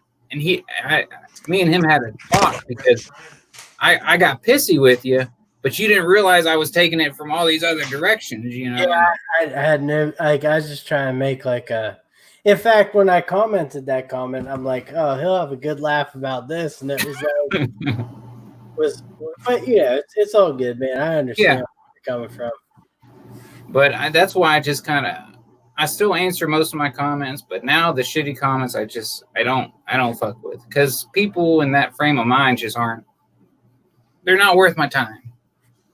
And you gotta understand, those are the guys that just like they're on YouTube like 24/7. They don't have a job. They must not. But I have been enjoying it. You know, one thing I am gonna do, because I don't like to talk about the size of my channel too much, but I am very excited that I am going to hit 10,000 within a couple months if I stay on this track. But I have done everything on this channel from a cell phone, and I'm very proud of that fact. So when I hit 10,000, I'm going to make a video showing how I do my editing and all that, thumbnails and shit like that. I couldn't do that. What, on your phone or editing? Well, I'm playing around with editing, and it's kind of hard for me to do on my phone. I don't know, just for me. What software? For the longest time, I didn't have anything else. So people say I edit my videos when I used Splice, but it really was just cut, and that's when I can. You got to, though. That's the thing. It's so like I don't know how people don't edit, because like Brad said, you fucking got an hour of shit you got to carve out until you get something that's watchable. Mm-hmm. Except for Neil, he's got that. But like I'm saying, if you can do the one take rambling videos, and you do get that video that just takes off, then dude, you can just fucking crank out videos. That's the people that make money on YouTube. Well, that ain't me. Not now. No, not ever. Dan McKevitt's fuck editing. Every time I watch one of Dan's videos, he's got like a goddamn FaceTime halfway through. Yeah, I mean, like he does one video and then it's like he's like, "Fuck it, I'm making this a 3-parter, so just pick it up," you know. Like his Tecton tool video, like showing all his Tecton stuff. He's like, he's down on the ground, kneeling on the ground, showing. Then he gets like a phone call 20 minutes in. He's like, "Fucking, I got to get a 2-parter." He'll like take it during a video. Yeah, okay, yeah, whatever. Like he just doesn't give a fuck. It's the best. So let me ask you this: is cutting a bunch of clips together considered editing? I mean, I guess, right? I mean, yeah. If you go look at my first videos, like I went editing crazy. I wanted different transitions, every single thing. I wanted words popping up every fucking minute. You know, I kind of went overboard. So there's a fine line. Sometimes a simple transition or a cut splice is all you need. I wish that I had a more efficient way of grabbing like videos and stuff and putting them in like clips and shit, because I do have a screen cap app that I use on my, because I do everything on a phone or whatever, and it's the fucking Samsung piece of shit that I bought. The speaker blew out of it within like 6 months, so the screen cap actually uses the speaker on the phone, so every time I do a fucking screen cap now, it's just blown right out. So that's the only thing that is hindering me a little bit, but other than that, I fucking love the KineMaster or whatever I use. I can't use anything else. I've tried. I'm still using my same editing InShot. If I could get my editing software I use on my phone on the computer, I would probably switch to the computer. I've been looking at what's Social Blade. Social Blade is like it'll tell you how good your YouTube channel is doing, and then it'll give you predictions for the future. It's pretty interesting, actually. You should check it out. Well, I am going to look at it now, actually. So what's... Someone tell me what my Social Blade is. So, okay, so...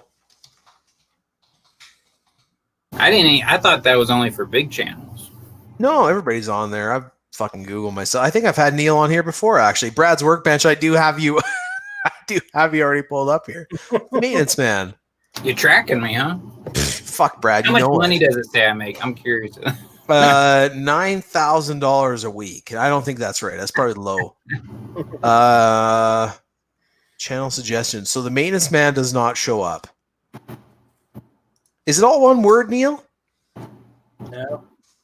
It's 3 words. The maintenance man. Yeah, see, Josh's industrial maintenance. I think I recommended InShot to him, and he's using it now. He says InShot's good, and InShot's great because you got a free and a paid version, so you can play with it for free, and then the paid version just gets you a few extra little features. Brads 1,000 Workbench. subs in 131 days. Who's that? You 6 months, Nah. and that's you never know when a video is going to take off, man. I'm telling you. No, Brad. Believe me, man. I know. None of my videos are taking off. I don't do Harbor Freight. Do the cheapest on Amazon. You got 18 million fucking cordless scratches. That's true. Mine are like I have that Hawk Force stuff out, so like it will slip. My Pro Stormer video I think is close to like 4,000 or 5,000 views. Nice. That's good for a channel your size. For a Pro Stormer tool too. Oh yeah, people love Pro Stormer. I'm gonna go film my Pro Stormer review now. Yeah, dude, drop it, man. Like, especially with your channel, you'll have like 20 million thousand. Neil, hop on the bandwagon. I can. Have you played with that AC Delco shit anymore? The cordless stuff? Nah, I sent it all up to this guy's garage. That thing was fucking impressive, man.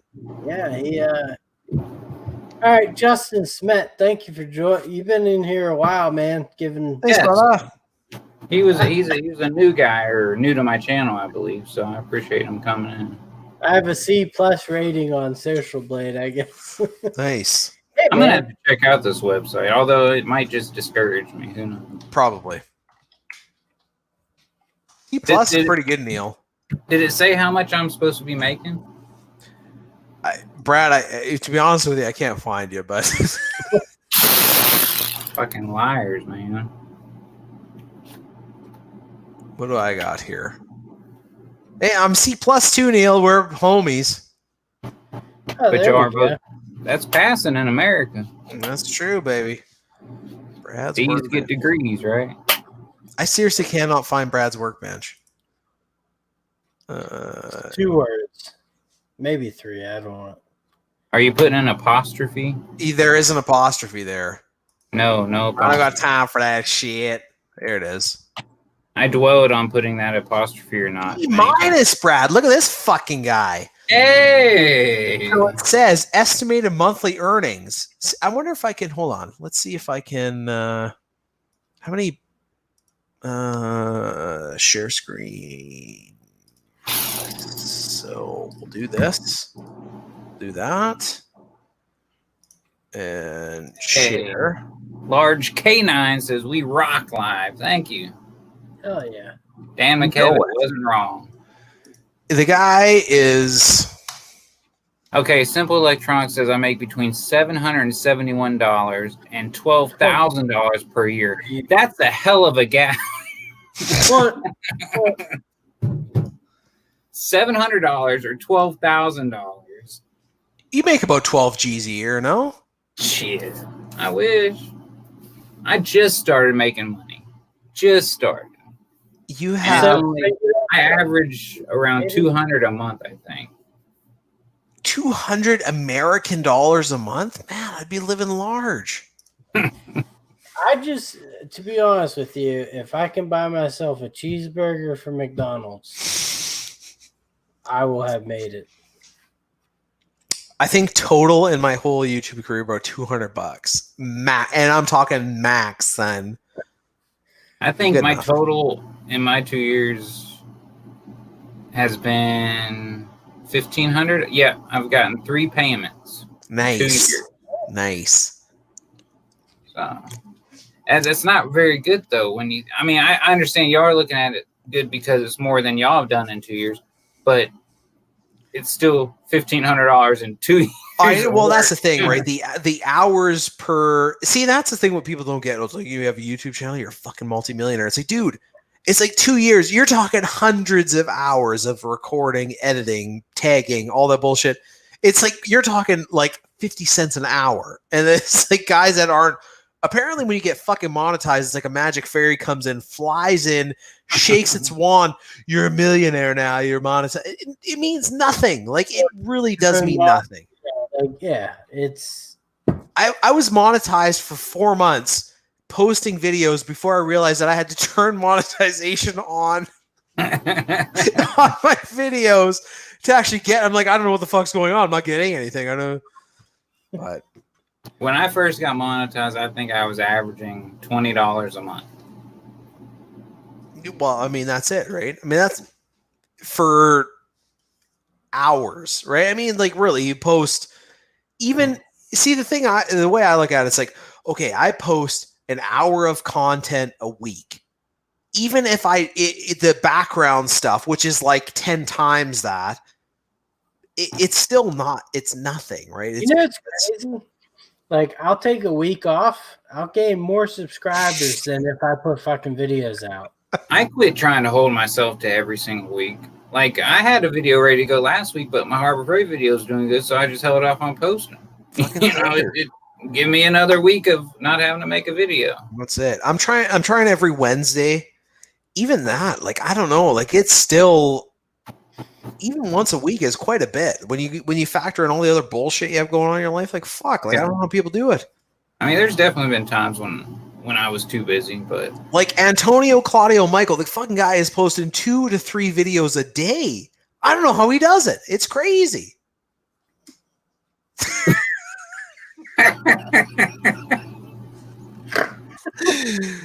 Remember we talked about the politeness? I'm not saying anything. I mean, good for him. He's crushing it over there. If you guys haven't checked him out, Antonio Claudio. What I was going to talk about was the people that actually got and spent money on these cameras and microphones. I mean, now, like Nick Pixel. Now, he does it because he enjoys the hobby. Like, that's something he enjoys. But there's people like him that do this. They buy all this shit just because they think that's what they need. And that's why I want to do my video when I hit 10,000, showing that you can do this with a cell phone. Oh, good. With the 10,000, I think that's awesome. But also, I think pays money. I mean, if you want to do this, don't spend money before 1,000.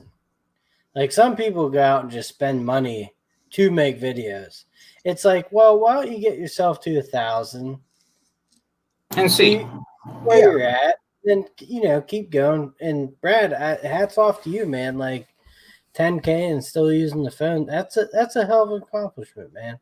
And not just any phone, an iPhone 6. Fuck yeah, motherfucker, yeah. I just started putting the Samsung into use. What do you think of the Samsung, the Android? It's shit, right? I don't like the keyboard. It sucks. I constantly erase what I'm typing. I hate Android.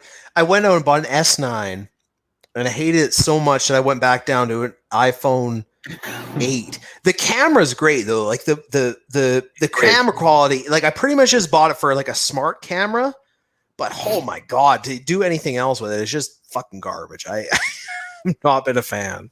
So, question for you guys. Well, actually, more for Brad. Gray hair. You got some? I'm getting there too. Not yet. It's getting thin though. I'm thin up here. It's funny because with this COVID thing, I had my wife give me a haircut, and we were laying in bed one night. Man, like me and Brad are fucking man. Yeah.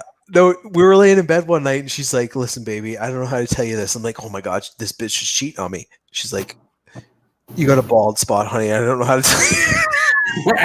And I'm like, "No." She's like, "Give me your phone." And she takes a picture of it, and it is so thin up top. And it's like, I took my shirt off. You guys see, I got fucking hair everywhere, but the top of the fucking head apparently is just, it's done. Like, seriously. Well, somebody way earlier in our chat said something about what is it with tradesmen always wearing hats? And it's a very good point. I've burned my scalp more times than I can count on it. Let's be honest. Like, I have fucking lit my hair on fire at least half a dozen times. You just start wearing a hat. You guys won't be able to see, but like that's I'm getting a lot of gray. My beard has a lot of gray. My pubes are jet black though. I don't understand. Like it's. You have pubes? I was done with those shits in high school. I fucking shaved that shit, so it seems like I have a bigger cock. Trust me, Neil. It adds maybe like a good half a. You're Irish, Neil. I get you, brother. You gotta make every inch count, man. Guys, I think that's a good note to end on. Right, I might be going live on my channel because I'm still feeling a little the. You in the zone, Neil? You should go live with Simple Electronics. I feel like you guys are really jiving. Dude, he would probably just be like, "I'm done with this dude." Oh, fuck, he's great, dude. He is a good guy. Brad, thank you for having me on, man. I appreciate it. I know you've lost quite a few subscribers because of this, and it means a lot to me. You know, when the shirts went off, I knew it was all downhill from there. You're never going to recover from that. Shirts go off. Let me try. Brad's Workbench here. The best Harbor Freight coupons because you fucking idiots can't do basic math. 20% off versus 15%. I'm going to show you what you need to be doing. I might have to get you to shoot a promo video, man. I want to point out to famous Amos, YouTube stress did not make me gray because I was gray before I started YouTube. So wife, kids, jobs and all that shit, real life. The Corona gave us all gray hair. Yep. Corona definitely helped it out a little bit, Well, Neil, I would love to see you go on because I still got to take a shower and shit like that. So I will definitely tune in if you go live. And Junk, as always, great to have y'all. I like us three streaming together. So it's I like a lot of fun. It really is. That's exactly it. It's just fun. Right? Relax. There's no pretext. Everybody can say what the fuck they want to say. We all just hang out. Especially on Brad's channel. It's the greatest because you can just fuck shit up and you don't have to worry about it. He's got so many subscribers. All right, guys. All right, later.